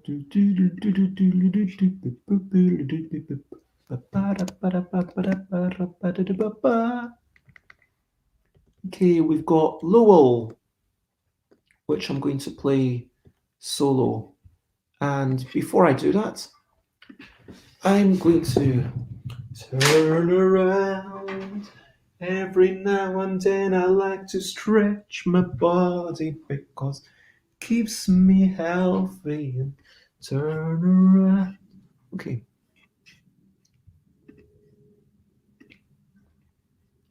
So now we are playtesting the game that has been called Lowell. This is a game that I have played so far on once, multiplayer, free players. It felt like once we got to a certain point, it was just all about making those 6 letter words. Let's see how it works.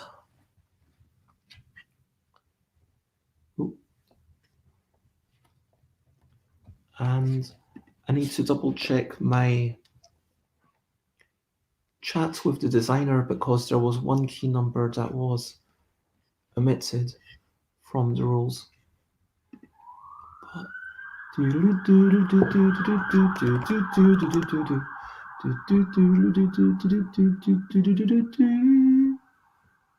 Um,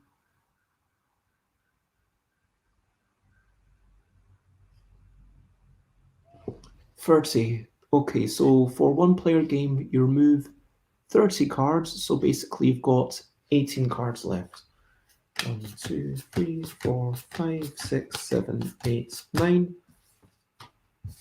And then 9 cards are going to be in a grid.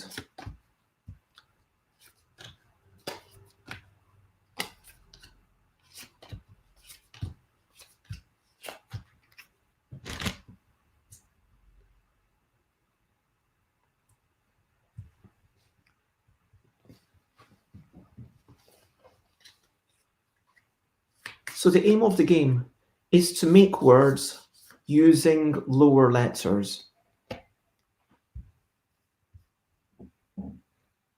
One at a time.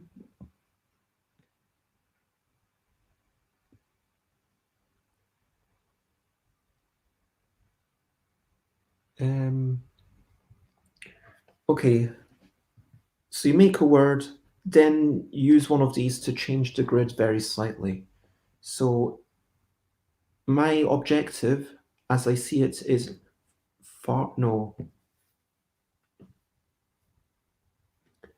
is to make a 6-letter word. If I can make a 6-letter word, then I get to get 0 points.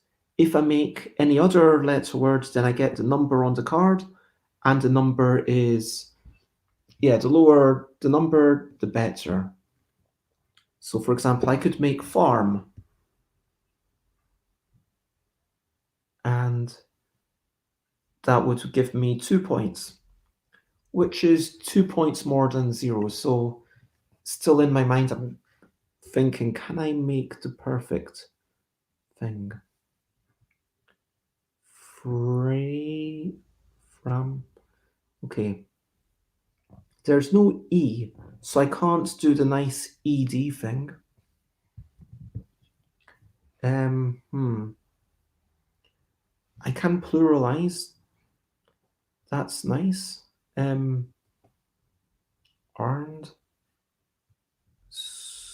Soar. 1, 2, 3, 4, 5. Soars. SO. So each letter must be on a new card that is either orthogonally or diagonally adjacent to the previously used card. So just looking down at here, I could do bar. I keep thinking of 5-letter words. Boards. Boards. Boards. Boards.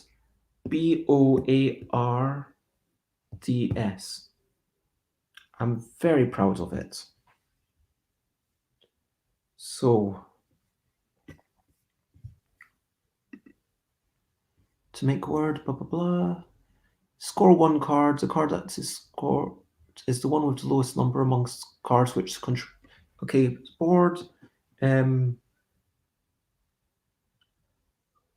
B should actually be a 4. And D should have... Yeah, there's some number issues on this particular deck. I'll just go with the...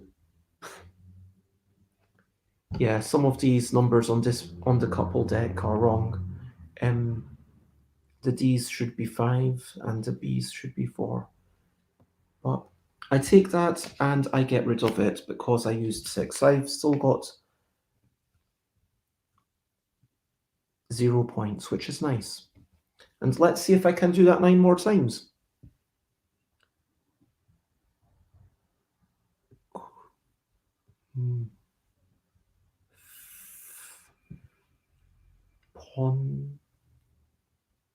Ponds. Yeah, but 5 letters is actually really easy. So I think, yeah, 6 letters is a really good decision. Yeah, 6 letters is a really big difference. It feels like the difference between 5 and 6 is massive. Prong? No. No. Fronds. Yes. Fronds, like the big leaves. That's the word, right?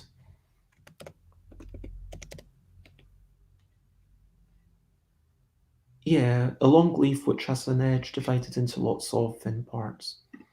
So Fronds. I take the F and I get rid of it. So I'm still on, boom, still on 0 points. Grow. Yeah, again, I can just see all these 5-letter words jumping out at me. GROSS. Prosh. Prus. Swords.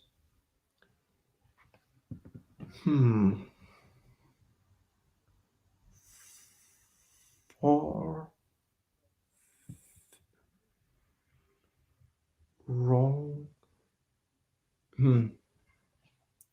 Randalls? No, I can't do Randalls because the letters are kind of in the wrong position.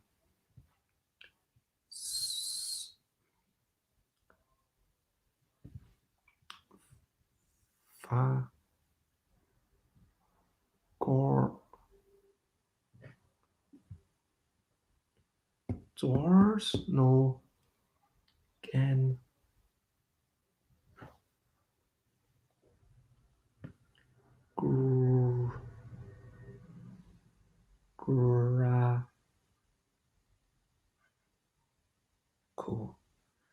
Graco. No, that's not a word, I don't think. Dracos? Is Draco a word? Like, and sure, enjoy your pool, Jess, and Dracos. No.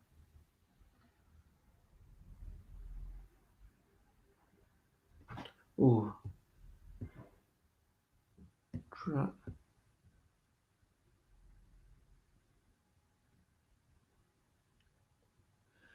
No, I can't do Dracon.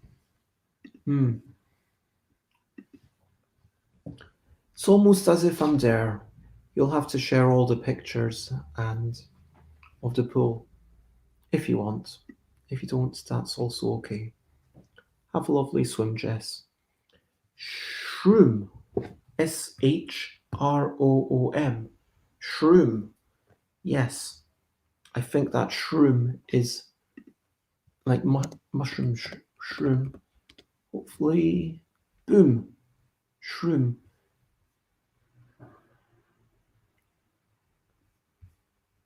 Oh, and apparently shroom isn't short for mushroom.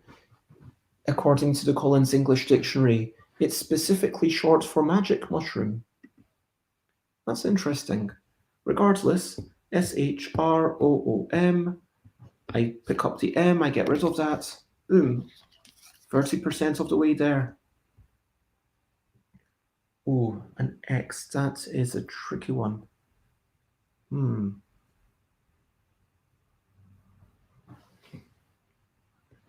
Shrewd.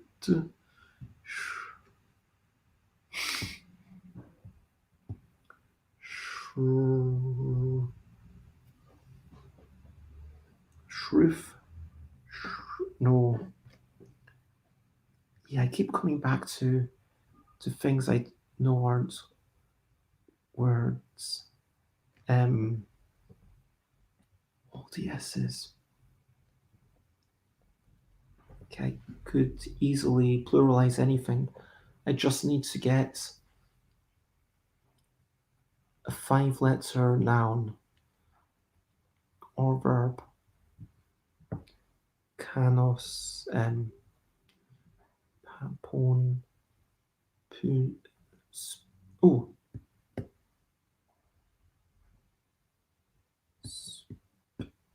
oh, spoons. Boom! Finally, spoons. Spoons. Still on 0 points. Boom.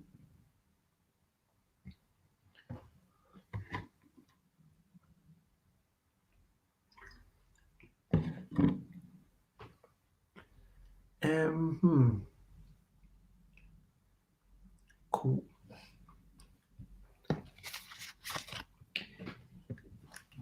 Yeah, it feels weird because like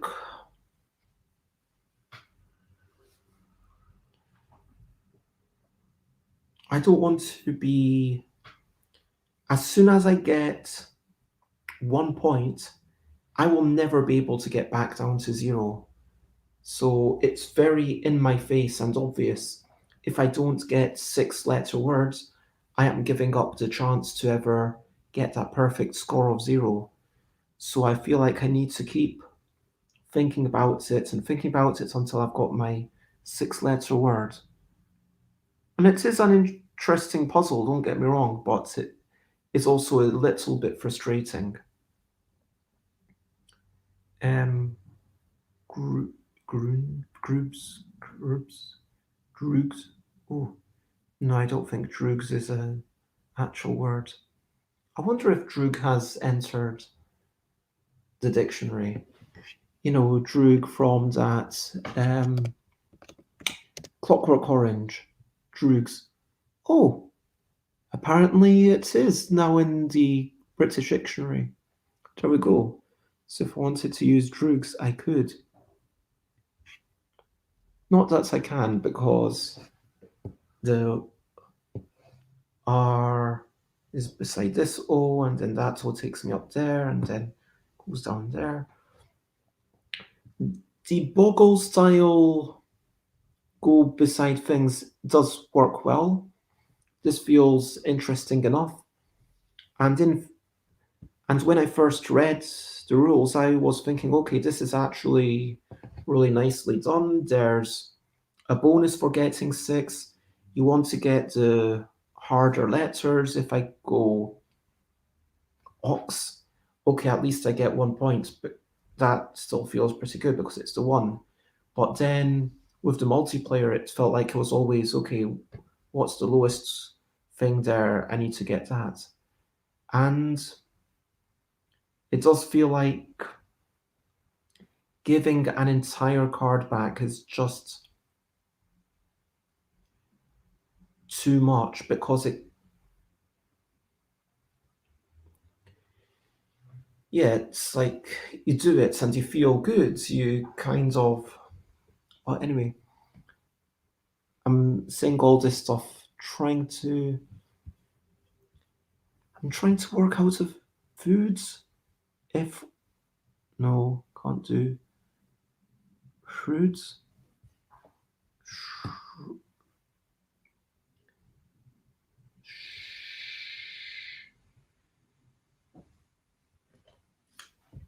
Enjoy what, Jess? Is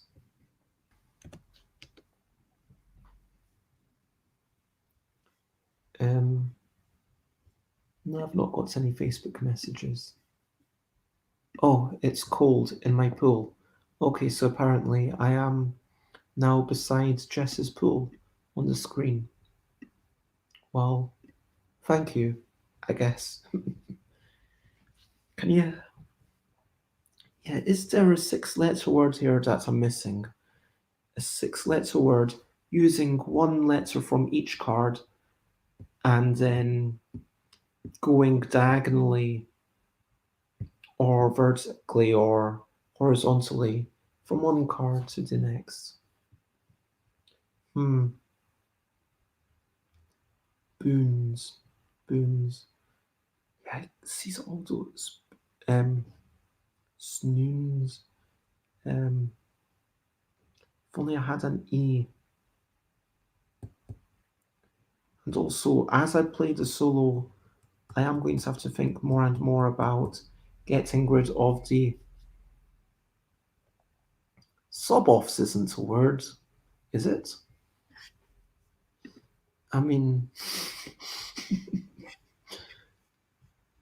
I'm assuming it's not, but just for you, I will check it. Nope, it's definitely not a word. And I'm not going to check every single thing that you suggest, but dobon, dos, the, do, there's only two vowels. Yeah, this is part of what's making it so hard. Don, on. How many vowels did I remove? I do have fewer than average vowels for sure. But, yeah, it sure is a challenge, I agree. I mean, I feel like SH works well, so I'm focusing on that. The C. Bonds. BONDS. That's again only five. Boons. Dooms. Tunes. Floons. Fsoons. Fsoons. Fsoons. Fsoons. Fsoons. Groans. Groans. Groans. Grow. Gron. Gron. Um. Och.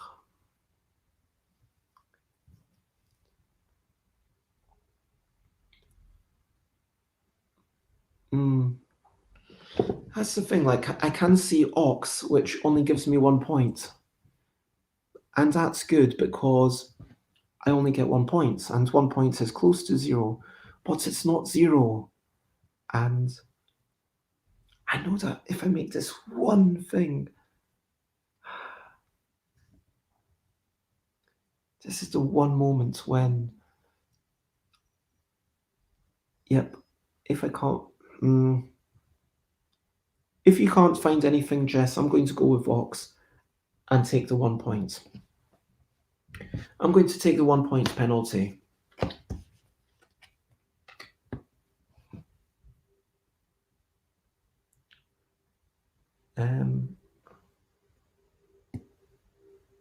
Blood, like different blood types. BLOODS. That works and gives me 0 points, which is really good because it's 6 letters. Finally, an A. Awesome.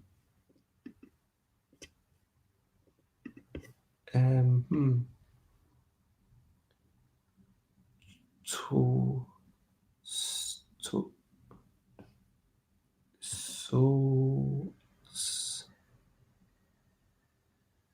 no, I have to use some of the bottom letters.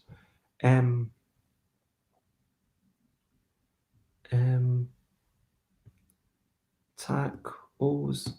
No, tacos is only 5 letters.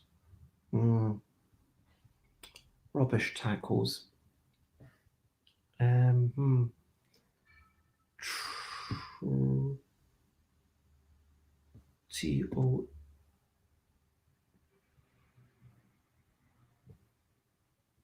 A. Hmm. And all the vowels are in the corners. That's annoying. Motor. Oh, motors. Yep, there we go. Motors. So I get rid of that. IQ, come on. Come on. What am I meant to do with this? Um.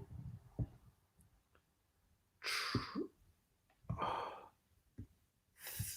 through. Through. Froze. Frog. M. R. M. F.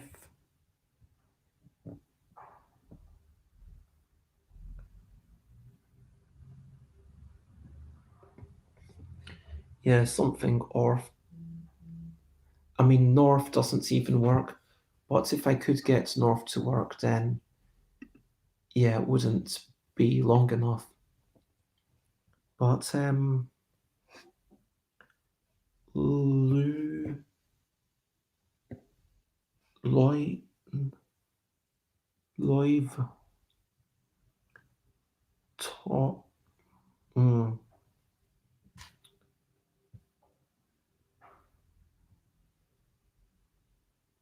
this is hard. It's definitely hurting my head. There's two more terms left after this. Might be able to do it. Unless I want to just. But also, getting rid of the ones does mean that I get rid of the vowels, which isn't too good. So I don't necessarily even want to do that. Certainly not going to make it easier for the following turn. Stools.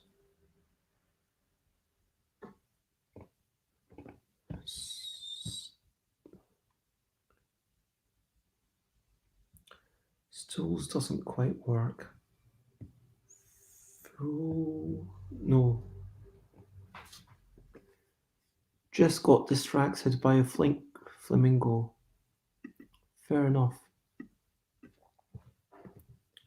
Well, I hope that you are enjoying your swimming whilst I mull over. Oh my gosh, what happened? I just noticed my camera for some reason isn't working. What's going on with that? Um, I do apologize. I never. I don't know how long my camera hadn't been working for, so I'm just setting it up again and.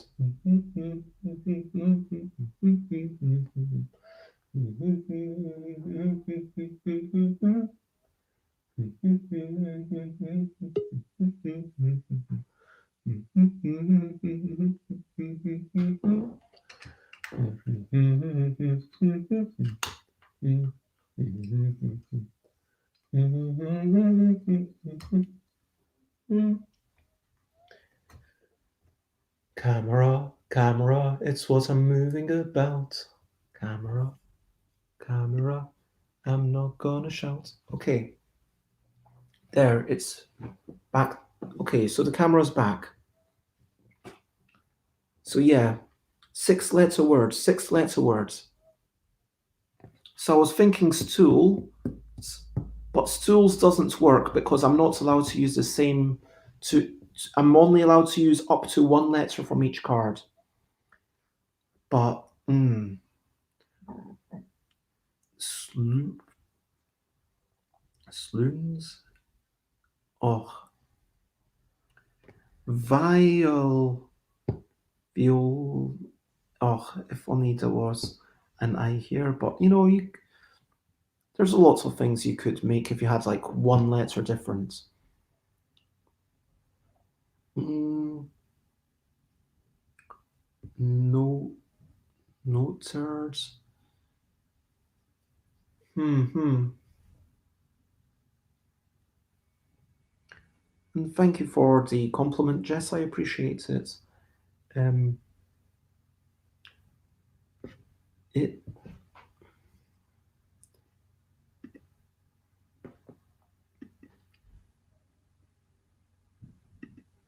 fools. No, the issue with fools is that it's only 5 letters. I'm really aiming for a 6 letter word.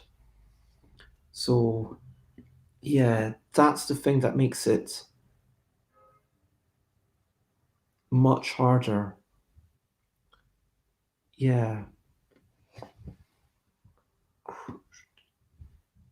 Shh. There's an SH. Shrew. If only the SH was next to a vowel. Schlong. Schlo. Schlu. Schlor. Oh, schlur. Snoots.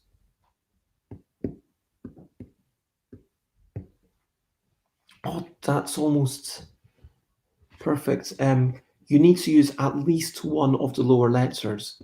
Snoots. Um, nice. That's brilliant. Yeah, I hadn't explained the rules perfectly, but thank you very much. But you do need to use one of the lower letters. So A, E, I, N, O, R, S, T are the things that make. But yeah, that now I've told you all the rules. So no more nasty surprises. Yeah, I'm sorry. Oh no, no, no. All the S's are on the top. That's the thing. Like use you have to use at least one of the letters on the bottom of a card, and every S is on the top. So all the easy letters are on the top. That's why you need to use at least one from the bottom. Glutes, shrew, shrew, shrew, shrew, shrew. 1, 2, 3, 4, 5, 6. This feels like cheating, but I'm going to try shroon and shroot just to see if they are a word. Shroon? Nope, not a word.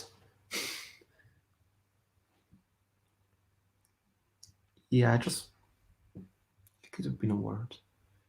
Hmm. Groosh? Tush? No, that's spelled differently and also it wouldn't be long enough. And so, just to clarify, this is not my invention.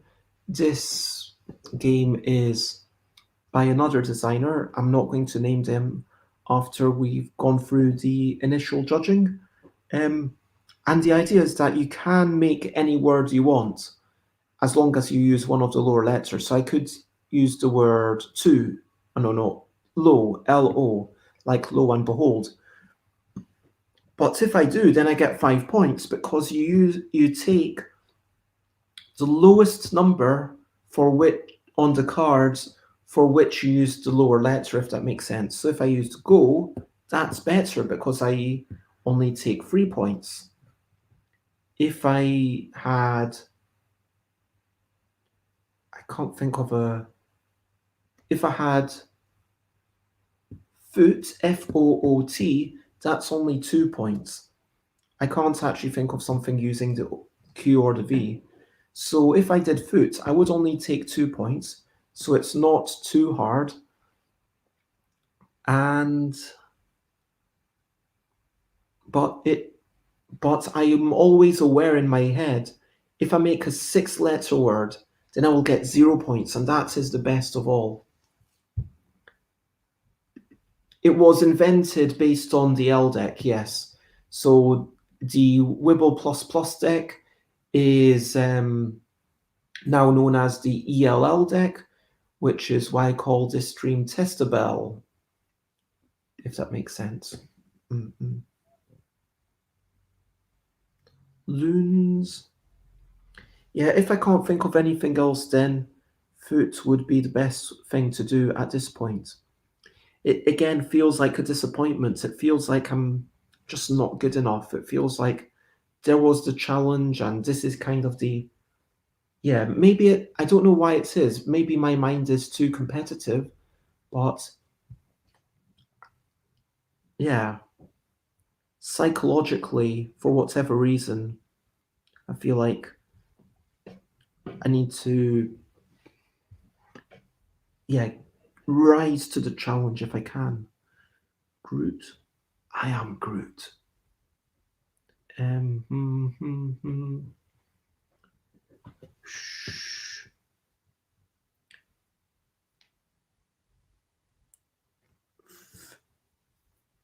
Yeah, I am going to give up unless I'll give you a few more seconds, Jess, to see if Groot. I don't think that is even a word, but I will look it up. And it seems like neither of us can think of a word. So, nope, it is not a word. So, I am just going to go with the word foot. I looked up Groot. Groot is not a word. And foot is the word I will take. So I've taken 2 more points. So now I have a total of 3. Hmm. Coils. Um.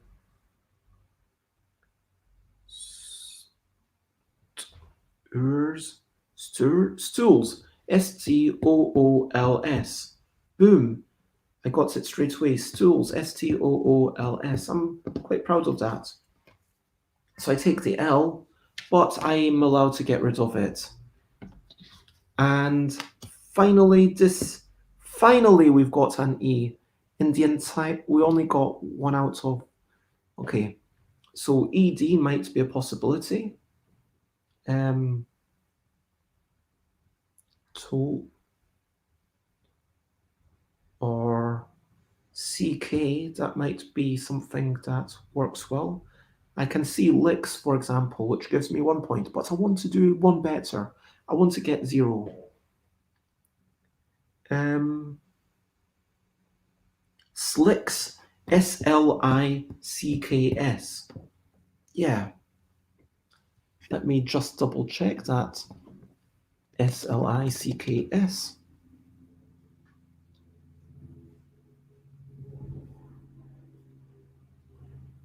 A slick is the same as an oil slick.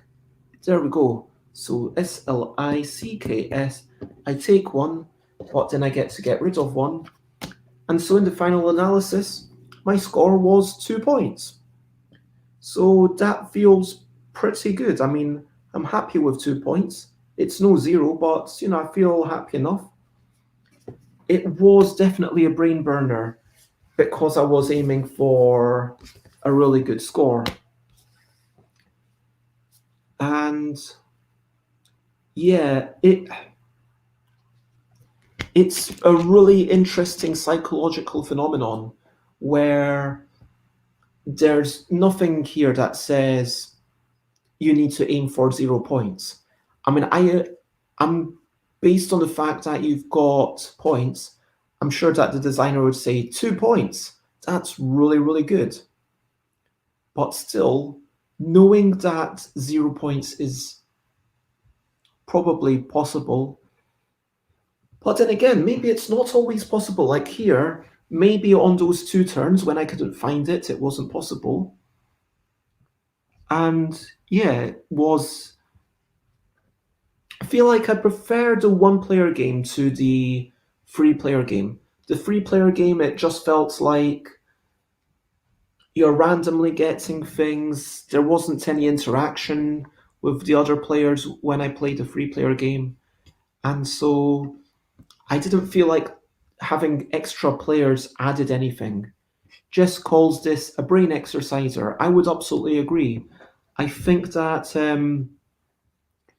it is one of those things where it's quite nice to see the board and just spend ages looking at it. But then if someone else is doing that and I'm at the table, I'm going to get annoyed at them, frankly. And if I'm at the table, then I'm going to feel bad about the other people potentially if I don't see something quickly enough. But this way, I was able to take my time, and I actually, now I think about it, because again, maybe those 2 times 6 letter words weren't possible. If you are watching this after the fact and you see something, then please let me know. But yeah, I would score that relatively positively as a solo experience. I would give it 4 out of 7. So I'm going to record that in my little bunch of notes on player 4. And yeah, what did we give it, Lowell? So it got a 13, so an average of slightly more than 4 when 3 of us played it. Interesting.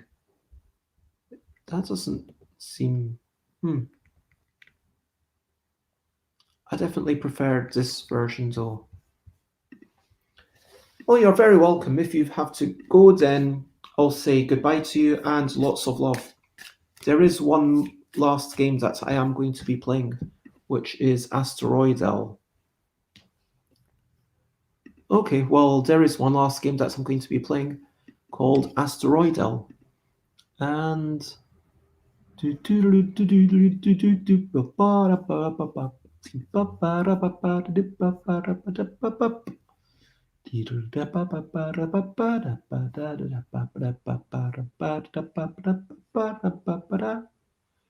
Okay, opening up the PDF for the final game.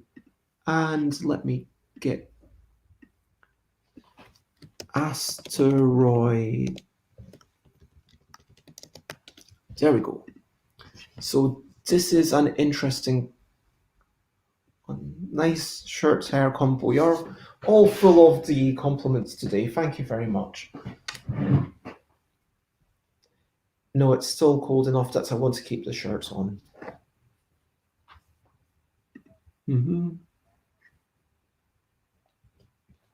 Okay, I will play it under the default rules, using all the A's as the asteroids. A, 2,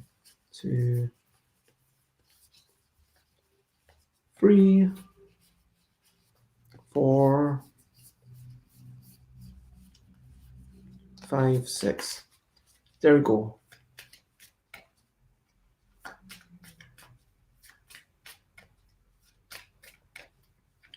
And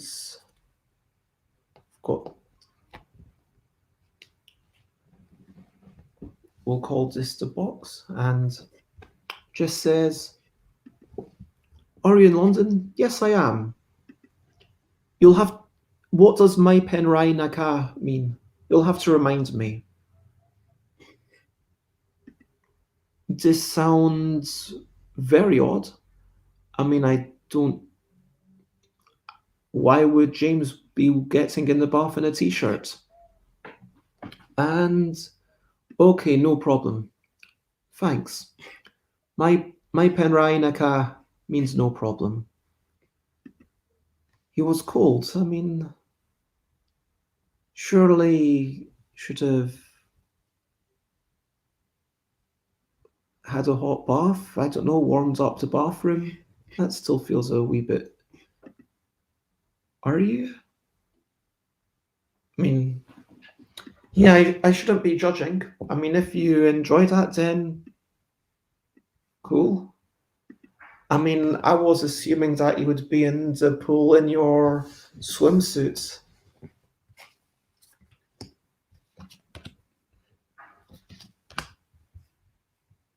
Thais do this a lot. Thais go to the swimming pool in...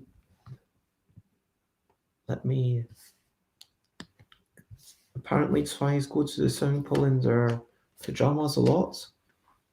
Interesting. I was unfamiliar with this custom, but there you go. In duck clothes. I'm okay. I'm not even sure what to think. I'm going to start by laying out cards. The rules don't tell me to do this, but I'm doing this in order to make it clear to myself which space the asteroids are on. This is meant to be planet Earth. Every A is an asteroid. The asteroids are going to be coming towards Earth each turn. And so, yeah.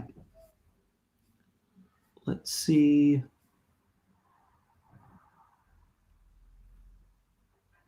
Higher numbers. So the first asteroid destroyed must be 4 or more characters. Play a card. So on your turn, for the solo game, start with 3 cards. Each turn, play a card. Play a card onto any asteroid. Then the card that you've... If a word was created, the asteroid is removed. If the word is long enough. And if it cannot be created, then an asteroid moves closer. The asteroid that moves closer is going to be the one that matches the suit played. So if I play this one, because these leaves match with this, then this asteroid will move closer. And then finally, you draw back up to your hand size. Yep.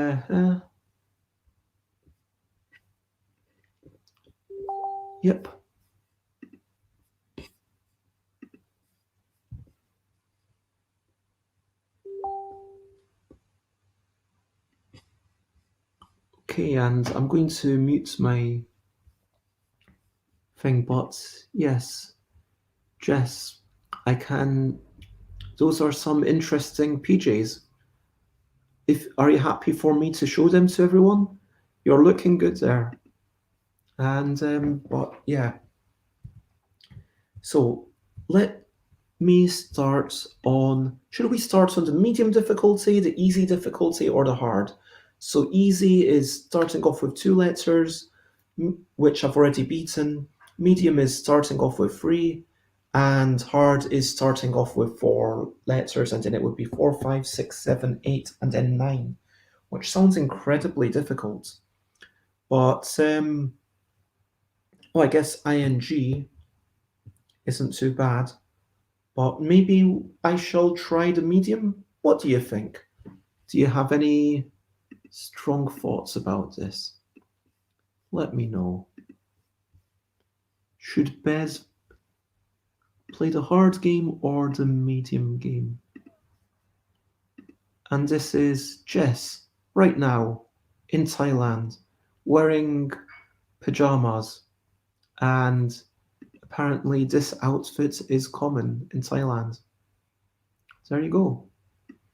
The more you know. Let me get... Okay. Let's start off medium difficulty.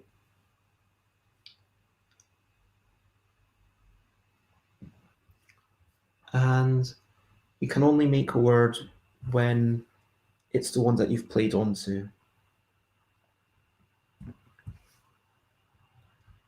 So let's start by placing onto there.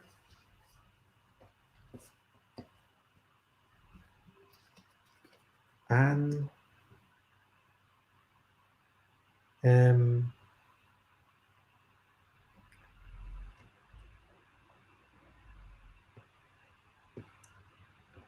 I don't know what I'm doing.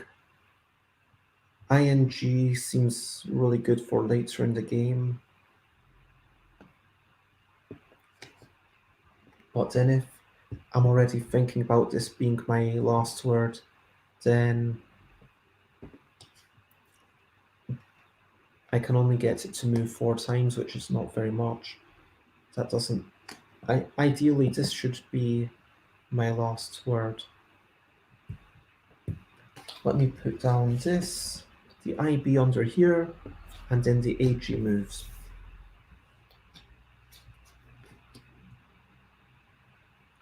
And apparently a storm is coming in Thailand. There you go. And these are now two separate piles. So let me go N, and this moves here.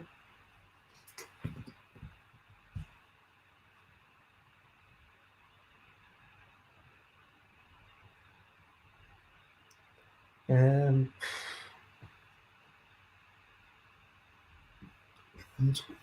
let me double check what happens if the thing has already gone. Do you get to choose? Okay, if there are no matching cards, you get to choose which one moves closer. So that's kind of an advantage.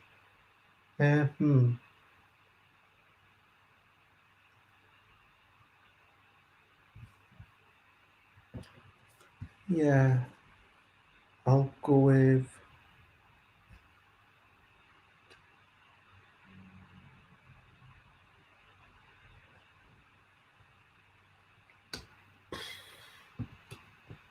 I don't know. I don't feel like I have a solid strategy at this point for this game.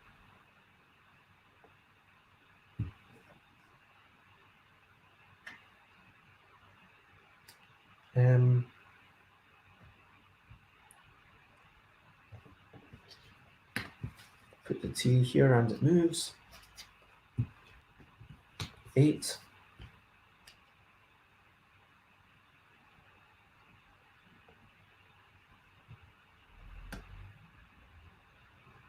I don't want to make words with these things. The strategy is you want to make words when the things are as close to Earth as possible. So there is an interesting sort of tension here. Because in my mind, I'm thinking every time I place a card and I don't make a word, I have to move one of these things. So in my mind, I'm thinking if I make a word right now, then boom, it goes. But if I put a letter here and then I move it, and then I make a word and then boom, it goes, essentially I've got an extra turn by moving it up to here before I've done stuff. So then that means that the borders of these cards are really defining what I want to make words with.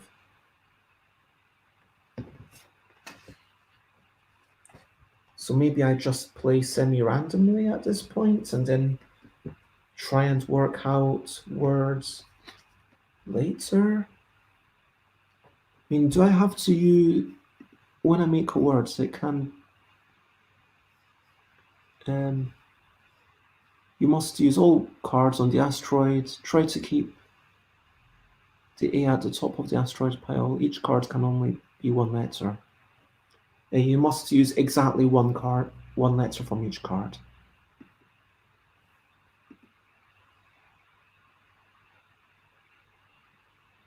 Oh no, no, no. You do not.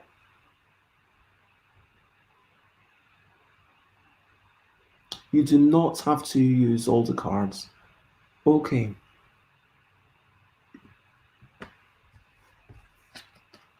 Pill.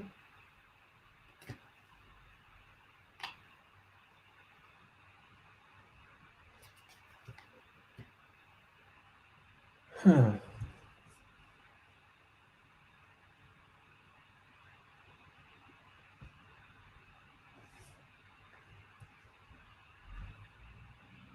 Yeah, I want to move this down.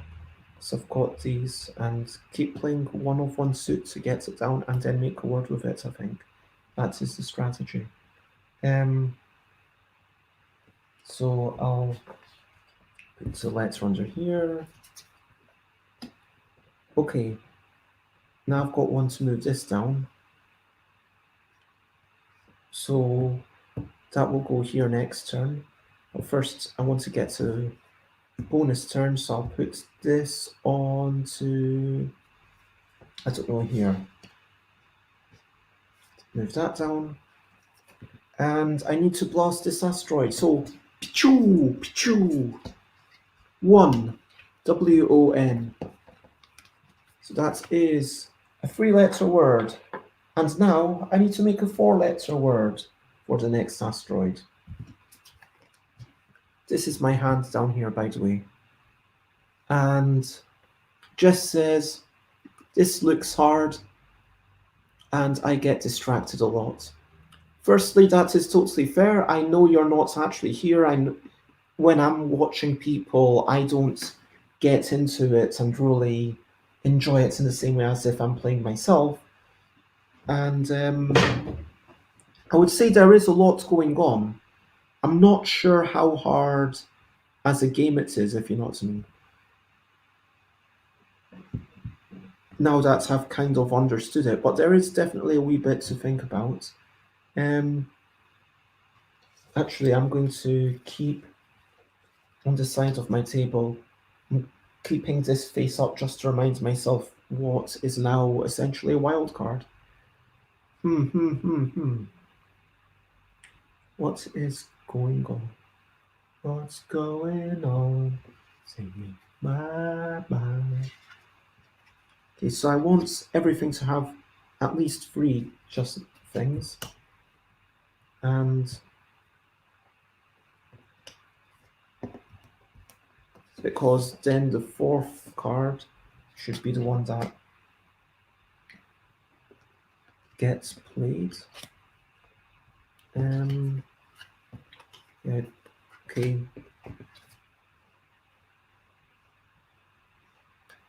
One thing I don't like about this game is that it is really hard to keep all the things in a line, if you know what I mean.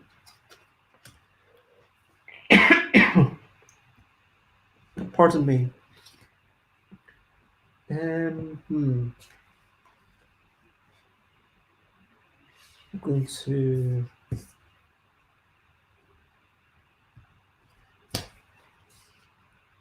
that there, and that was that, so that goes here.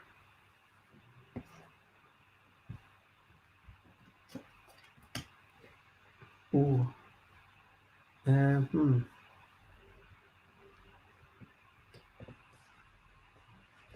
put an N here and move that along.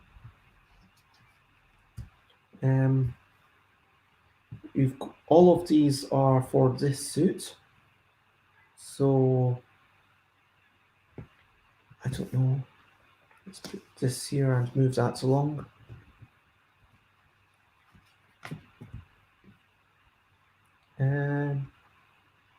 Let's put this here and move this one along. And now I'm going to see if I can make a word. Hano, hand. So these are the letters in the asteroid thing. I can see, whoops, that's not very convenient for you all. So I am thinking actually of moving this one along as well. Oh no, but I'll need one of them to be a 4 and one of them to be a 5.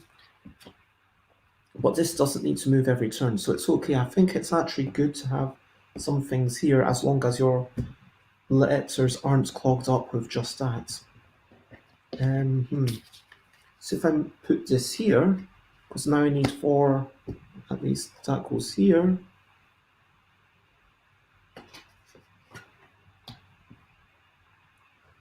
And now I will add this to the asteroid, and I've got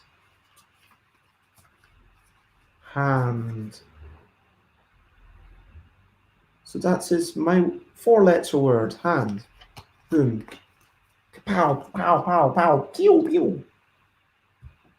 Okay, 2 asteroids defeated.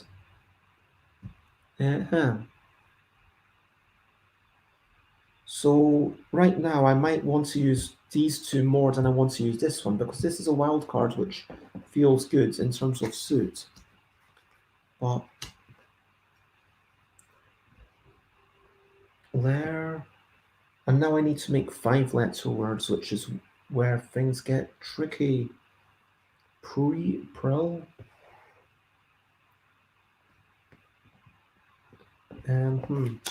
1, 2, 3, 4, 5, 6, 7, 4, 5, 6, 7, 8.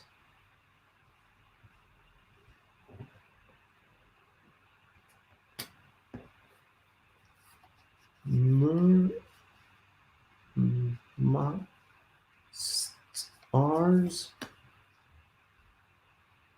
Oh, I could do stars for that if I keep this R later on. Can I use these two, either of these two, for a word here? Oh, Poil, Iola, Alio, Aola. There's that kind of grassy thing. I can't remember how you spell it. It's like AIL.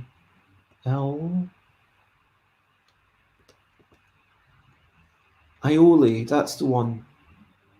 AIOLI.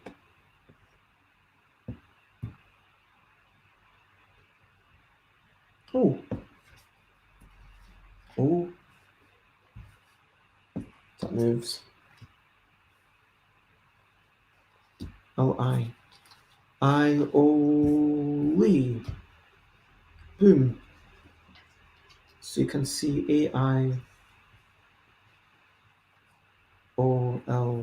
That says garlic mayo, basically.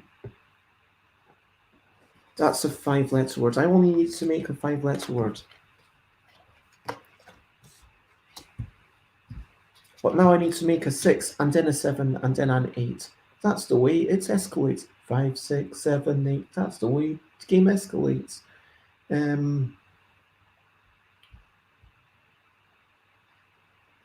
Star. Oh. Now stars doesn't work here anymore. And in case you want to see what's going on, so I need to have 2 letters added here that work. Charts. CHARDS.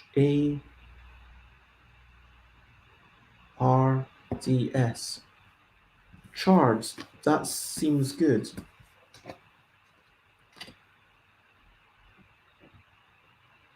So let's do a C to here. And then it moves because something has to move. And I will randomly put an EP here because that seems like a good letter, and move this. And now I'll put in the R. Charts. CHARDS.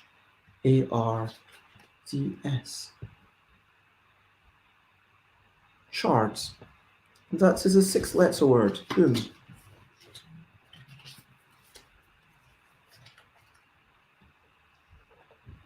Now I need to make a 7, and then an 8, and then the game is won. Thank you.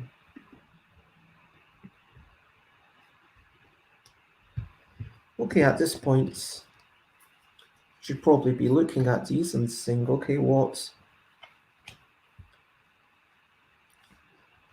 word can I make? So AJ is up there, and also these, but I'm keeping the A there to show what is actually in it. M7 treacle. tree. Right. Traced. 1, 2, 3, 4, 5, 6. Oh, that's not long enough. Defaced.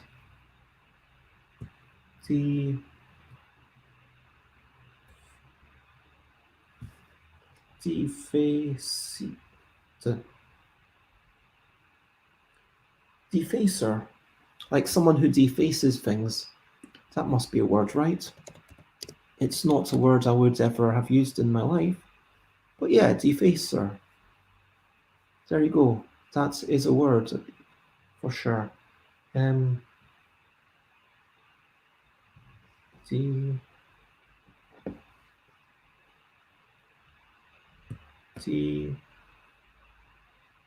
Deface.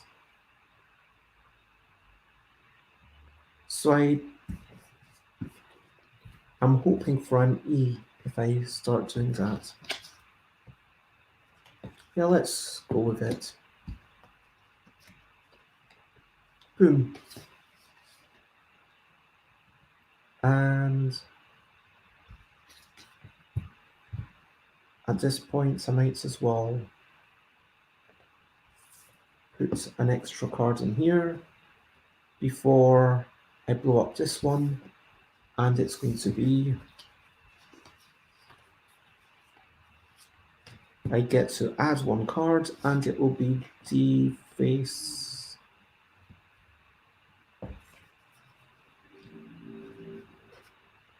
Well, I think I forgot to add to my hands last turn.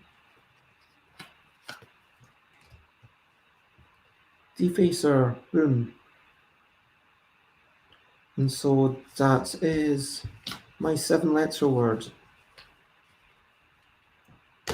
Finally, I have to make an 8-letter word. I'm just going to load it up with cards.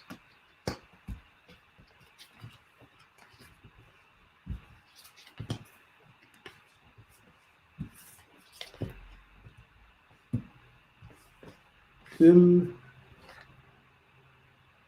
And that's interesting. There's one card short to it with this setup to be able to put everything down. But I get to add one more card, and then I have to make an 8-letter word, which I should be able to do quite easily. Fingers crossed. Do I have a G? No, I don't.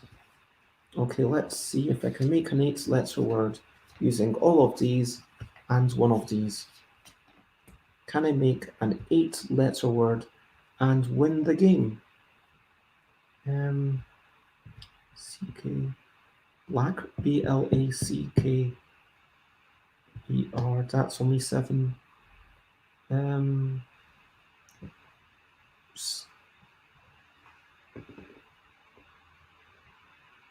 TRAINERS, trainers. Okay.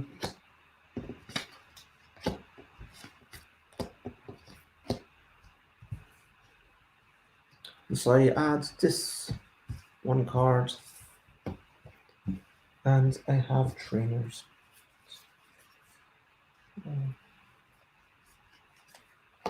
Just checking something quickly. 1, 2, 3, 4, 5, 6, 7. So yeah, there was one extra letter that I used there. And with trainers 1, 2, 3, 4, 5, 6, 7, 8, I have won the game. So that is the end of the game, and I have won. I'm just curious about how many extra. So there are 6 cards that could have been used but weren't. So yeah, basically with the easy setting, you've got 12 cards worth of mistakes or inefficiencies. With medium, you've got 6 cards, and with hard, it has to be done perfectly. Which the difference between hard and medium definitely feels like it's going to be more than the difference between medium and easy. That's worth noting. The other vowel variant it makes sense.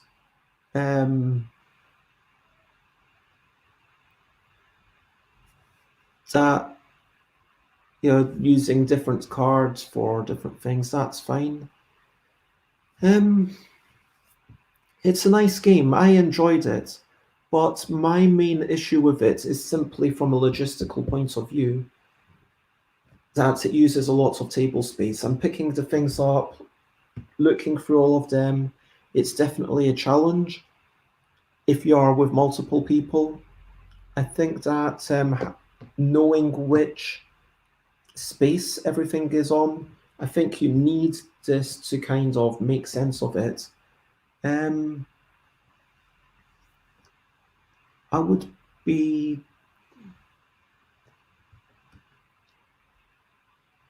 get a bigger table, says Jess. Don't blame the game. I mean, it's an accessibility issue, isn't it?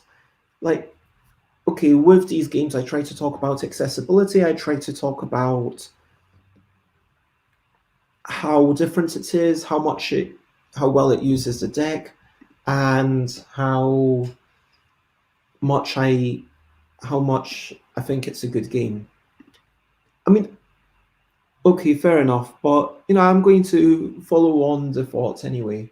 So, yeah, in terms of accessibility, I do think that the easy mode is fairly easy-ish. You go 2, 3, 4, 5, 6, 7. 7 letters isn't too difficult to make a word with. I think that there is quite a bit going on with the rules. I think it's actually quite a meaty game. But then, because of the number of rules that goes on, you do get this kind of sense of, oh, these things are coming towards planet Earth. And there is a vague thematic thing. But then, with that thematic notion, and this is kind of delving into the fun and stuff, it feels counterintuitive how I need to get the asteroids to move as close to Earth as possible before I make the word, because otherwise I'm giving up turns. And that feels weird because conceptually, if I was in real life shooting asteroids and trying to stop them from getting to Earth, I'd be trying to shoot these asteroids as soon as possible.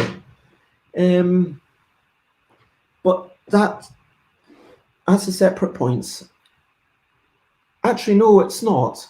Because the reason I thought of it during this accessibility point is because, in terms of accessibility, when the theme and the rules mesh together well, then a game becomes easier to learn. Whereas when something has a theme ostensibly of things coming closer to the Earth, and if it gets here, then you lose, and then you realize, okay, you've got to play completely differently to what the theme might suggest, that, and I'm being a bit harsh, I'm aware of that. It's not completely differently, it's just that in order to beat it on the hardest setting, you need to play slightly differently to what you might want to do, what the theme might suggest. And so, because the theme suggests a type of play that is not optimal, that actually makes it slightly less accessible. Yeah, I would rate this kind of low, medium low for accessibility, but at the same time, it is just a deck of cards, you don't need anything else. And Jess says, it is an interesting point. I see what you mean. If it takes up a lot of space, it might get in the way, especially if you have 5 cats. Yeah. Or if you only have a certain size of table. Differentiation from other games, it is a word game, but it feels incredibly different. I'm going, as far as word games go, I would give it a medium high. In terms of how well does it use the deck, I think it uses it medium high. Like the letters, using them to make words, it uses the standard rearrange things, use exactly one letter from each card. You use up to one letter from each card. You can't use any additional cards. And I think that games where you are using at most one letter from each card tend to work better than games where you're using both. It does use the suits as a randomizer to bring things in. That's kind of interesting. So, yeah, it works fairly well, and then the numbers don't do anything, but they give you information, I guess. How good is it? How much would I want to play it again? I know that Sarah, when I played it with Sarah, it was like a 4 and a 5, and I'm going to broadly stick with my rating of 4. And I can see some people really enjoying it if they are able to, playing. So my concern is that playing this on the hard mode, where I would feel actually challenged, that's when the table presence and having to keep everything in my head would actually be, whoa, this is too much. I worry that there's nothing between medium and hard. I worry that it's too much of a jump. I do wonder whether there's something like, I don't know, I was just thinking maybe one of the letters could be 1 or 2 further away so that you could, because as it is with hard mode, you have to play perfectly or you lose. With this, you get 6 mistakes, and the difference between 6 and 0 is so massive. Whereas, I think that the difference from 6 to 2 would be equal to the difference between 2 and 0, because having the ability to make 0 mistakes and play absolutely perfectly versus making even 1 or 2, having that number of allowances, and also at the point where you can make 0 mistakes, is it still an interesting game? But at the same time, this has definitely convinced me that it's a good solid game, and I give it 4 out of 7. Jess says, good analysis. Thank you. I'm going to remove that wee thing.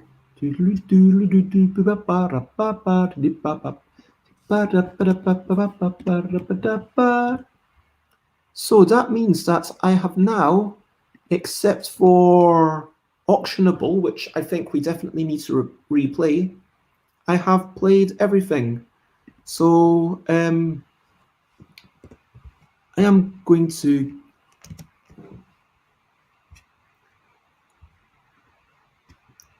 at some point I am going to probably in my own time go through and cross off the ones that I see that I'm just looking at, okay, what is the cutoff roughly?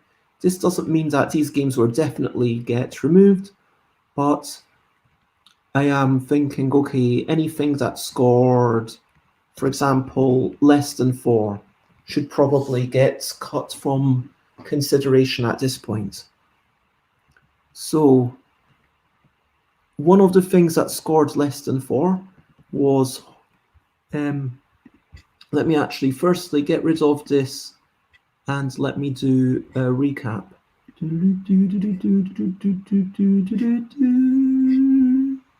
Come on. Where's the recap button? Where's the recap button? Bez is finding out where the recap button is. Okay. So I played Elevatable solo. It actually worked quite well. I enjoyed it. Storytell solo. That was a nice, journaling game. I've never played anything like it. I enjoyed it. Horizontal solo. I wasn't too keen on it for a variety of reasons, but if the designer is willing, then I would be happy to continue testing it at least a couple more times and trying the solo version. We've got... What else did I play? I played Lowell, where I was trying to make the 6-letter words. And even though this scored 4, this is probably one that I would, maybe,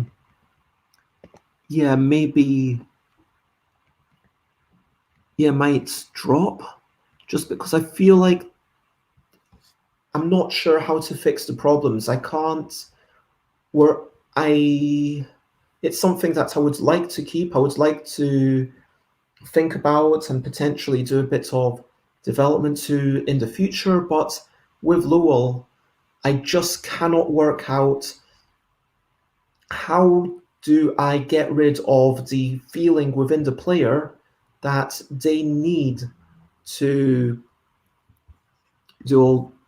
make it perfect. Let me actually just show you this spreadsheet. I think, there's nothing that I can't show you. Asteroidel, that was the one that I just played, and I think even Sarah liking it is the thing that's saving it just now. But I think this was a good, solid game. It definitely pushes the realms of what a word game can be. It really feels like, just there's a theme which is really interesting for a word game. I mean, theme, word game, that's very uncommon. So congratulations to that designer. Stream Elements reminds me to stretch sometimes, so I will be finishing within 10 minutes. So that is all the things that I played today. Let me talk about everything I've ever played. So I've played those things. I've played Dwindle, where you've got a bunch of cards, and then each turn you make a word. Each card you did not use, that card is going to get replaced with a card of a higher number. Each card that you used a lower letter of gets replaced with a card of a lower number. Each card that you used the top letter of gets replaced with a card of the same number.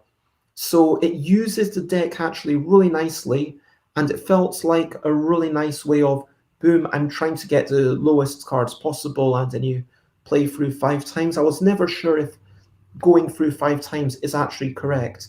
And there are a few tweaks that I would like to make, but that felt the most, wow, this works really nicely when I play it out. In terms of how it feels on the table, that's really nice. Sorry to compare, but like Asteroidel again, Asteroidel, the thing that's dropping the score for me quite a bit is just, if I were to play it with cards that were half the size, and this is about the components, if I were to play Asteroidel with cards that are half the size, then maybe I would have felt it was a stronger game. ELL, so making words on different piles, and you're trying to use each pile 8 times, or I think it was 8 piles, and then each has 6 things, and then you need to 6 times 8 is 50, 40. No, that's not right. No, it's 8 times 5, I think, in the piles, and then 8 in your hand. And so, anyway, the point is, this was an unnamed thing, and let's call it Piel. I don't know, but that was a nice thing. There wasn't a lot to it, but it was very simple to play, and I like the simplicity. Solitel, working on the alphabet. Oh yeah, I played this yesterday. This seemed really interesting. This seemed really pushing the boundaries of what the deck's all about. I would definitely be keen to play this a bit more and experiment with it.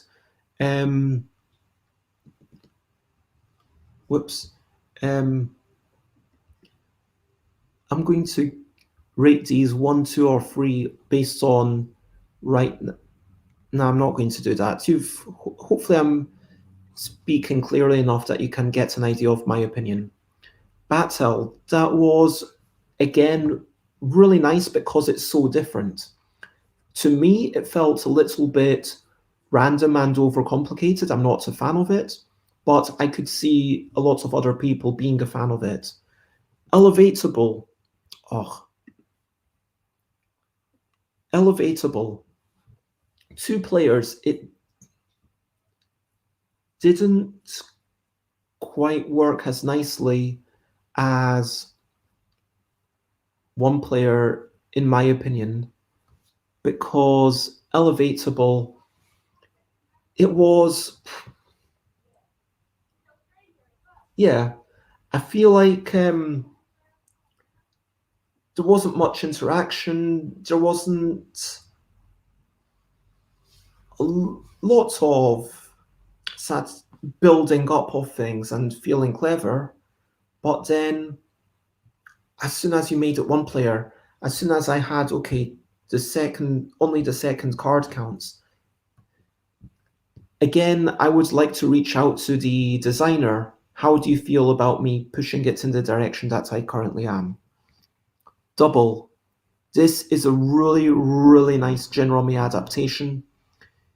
It was scored 7 out of 14, so I'm going to cut it from the competition, but this feels like it's pushing the deck as far as it can go, possibly further than it can go. And this is a really nicely designed. Like, this is the one game where it's like, yeah, I don't think I can't think of anything that I can really say bad about it, except that the deck is not designed for this. But yeah, in the world of there is someone who just loves the ELL deck and wants to explore, like David Brain would love playing double, I imagine. But yeah, down the well, making words quickly and finishing your deck. This was a really nice game. It was simple, it was quick, but then there was nothing to make to let people feel. It felt a bit sad how when I was playing it, 1 person's always going to kind of win over the other person. It doesn't feel like there's any catch-up mechanism. Shiftable, there was something really super strong here. Feels like it needs a wee bit of development. Bluffable, again, there's something strong here. I mean, we're scoring it an average of 3 out of 7. That's not a bad score. It just felt like the scoring doesn't quite work for the thing, but I will put to play again. Just because there were enough rules, there was a rule issue that we should play it again. Yeah, Storytell I've already talked about. Pushable, taking more and more cards, getting penalized for taking too many. This was a really interesting idea. Definitely a few tweaks, maybe, but I'm really keen on it. Lowell, we've talked about horizontal. I talked about earlier today.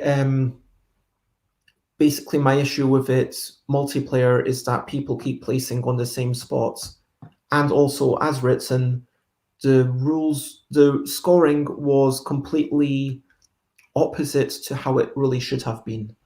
And so I would say for Lowell, yep, you can ignore any of my other suggestions, but the one suggestion I would be very, very keen on is score 1 point for the top and 2 points for the bottom.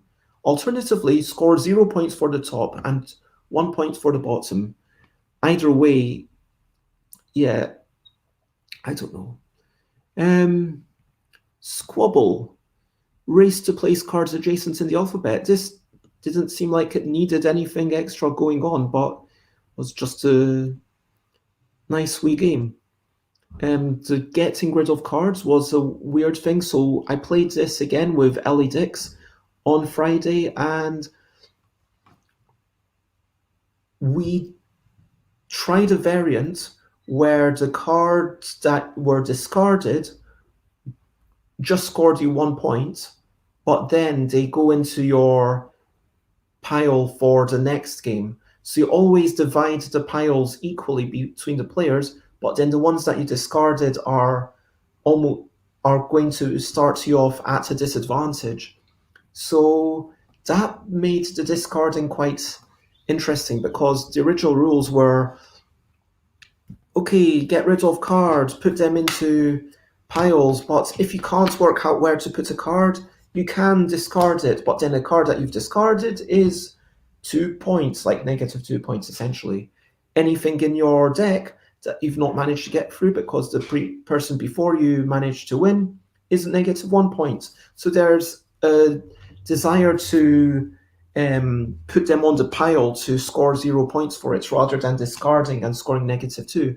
That felt like it was too much, and no one ever discarded. But then when it was 1.5, was that too complicated? But 1.5 actually seemed to be about right from a scoring perspective. And then we had, okay, what if all the ones that you've discarded, they score 1, but then you shuffle them, you get rid of your deck, keep your discards, and everything in everybody's decks and on the table is dealt out equally. So there could be an interesting thing there if there's an uncertainty about exactly when the game would end. But that would be a big diversion, and I'm not sure if that's better than the original. I think it might just be 1.5 points is what it needs. Asteroidal, I've talked about. Stackable. Oh yeah, I this felt. This is the one that we're definitely getting rid of. Communally making 4-letter words, getting rid of the cards in our hands. There's an issue when you're communally making things. If you can't do the thing, then you'll just mess it up for the next person. If everyone has the same objective, then it's going to be mess it up, mess it up, mess it up, mess it up, until eventually someone can do it, or potentially no one can do it. And it just feels, ugh. The 6th NIMT adaptation, we're calling it 5 removal. This was, I'm scoring it low because it is clearly so similar to 6 NIMT, but I'm going to say that it is something worth playing with a bit more. It's worth rewriting as the rules. And auctionable, making words using your cards. We had some rules issues. I would love the designer to watch us playing it, and hopefully they can tell us exactly what we got right or what we got wrong. So in the final analysis, what would I remove from the contest right now? There's not much. Even those people that have put an X beside, I want to say thank you very much for your contribution. Thank you very much for making really cool games. I've had a lot of fun with all of these. All of these have added to my general life happiness. All of these have had a positive impact upon me. There's nothing where it's been like, oh, what's that person even thinking? All of these have value. I want to commend you all, to all the designers, to all those people. I want to quickly say thank you. Thank you to the designers. And also thank you to Jess. Thank you, Jess, if you're still watching, for being part of this show and for, being part of the audience. But thank you to all the designers and all the people who helped me make the ELL deck. Also all the people who kickstarted it. Also all the people who continue to be part of it. Miles and Dina and Jason and everyone who helps me demo stuff, and all those people. So thank you to all these people, because this deck, these ELL decks, is like an ongoing life adventure for me, and I want to make this into a really big thing. And so thank you to all those people who are here and supporting it. Oh, Lots of love right back. And yeah, Jess, it's been nice to have you around. And yeah, also I look forward to seeing you in person at some point in the not too distant future. I assume that probably won't be until I make my way to Thailand next year. But this is the point where I say, over to you. What are you up to? You can share, but only if you want to. So, if you have already played any of the games for the L deck, then my question of the day might be, what is your favorite game for the L deck? For me right now, I'm going to say my favorite game for the L deck right now, the one that I'm going to say Categorical. I'm going to say Categorical is my favorite game for the L deck. But yeah, what are you up to? Is there something that you need to be doing, something that you're looking forward to doing, something that you think will be fun, or something that will be serious, or something that you think will please someone? Um, so, one of the things that Jess might be looking forward to is next March or April, Jess will be in London. Oh, wow. So, yeah, I'm looking at my calendar now. March is Aircon, but yeah, that's one weekend. There's not a lot going on for me in March and April.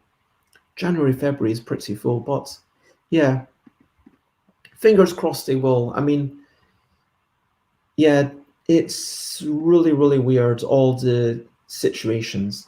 Um, what I need to be doing is I've,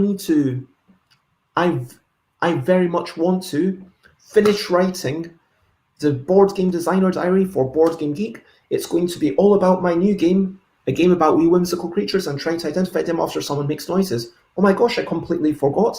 I am going to start streaming again in the mornings tomorrow. As of tomorrow, I'm going to stream at 10 a.m. every day. I'm going to call it the Busy Beats and Briefer Blether. So I will be doing my intro, and then I will talk for maybe 20, 30 minutes, and then I will stop. And that will be it. So just be aware of, hey, here's me, here's what I'm doing, here's something on my mind, what's something on your mind? And sometimes it'll be just a case of, okay, here's something on my mind that I thought of 15 minutes before starting. And tomorrow I'll just talk about the show itself, how it's going to be, and what I'm excited to share. But that will be all the things. I'm trying to be a bit less verbose. I'm trying to be a bit briefer, if I can. Briefer in my blether, if I can. I mean, I'm not doing a very good job just now. I am looking forward to I'm going to buy some soup. I'm going to buy some soup from the takeaway. I'm going to buy some mixed seafood soup. Boom, boom, boom. I'm very excited. So, true story. There's this, I've decided there's only two good soups from the Chinese places around here. Chicken sweet corn, pff, crab meats and sweet corn, pff, wonton, okay. Hot and sour, now you're talking. That's great. Mixture, nice flavors. That's where it's at. Mixed seafood soup, lovely. Mixed, yeah. So, yep, I'm going to get that for my lunch/dinner. I'm going to feed the cats. Yep, I have nothing else. I'm going to do all that stuff. I'm going to write my designer diary. Then I will, yeah, do more work on the game about wee whimsical creatures and trying to identify them after someone makes noises. And I will send out an email, hopefully, if I can. And I will get ready to be with my lovely friends and speak online for an hour, and then tomorrow. Anyway, lots of love. For now, I have nothing left to say. I want to just say thank you so much to everyone for being around. Thank you for being part of my life. Lots of love. And if you had something to say about what you're up to, then you should have gotten it by now. Check that out for all my future streams. The only thing left to say is bye, bye, bye, bye.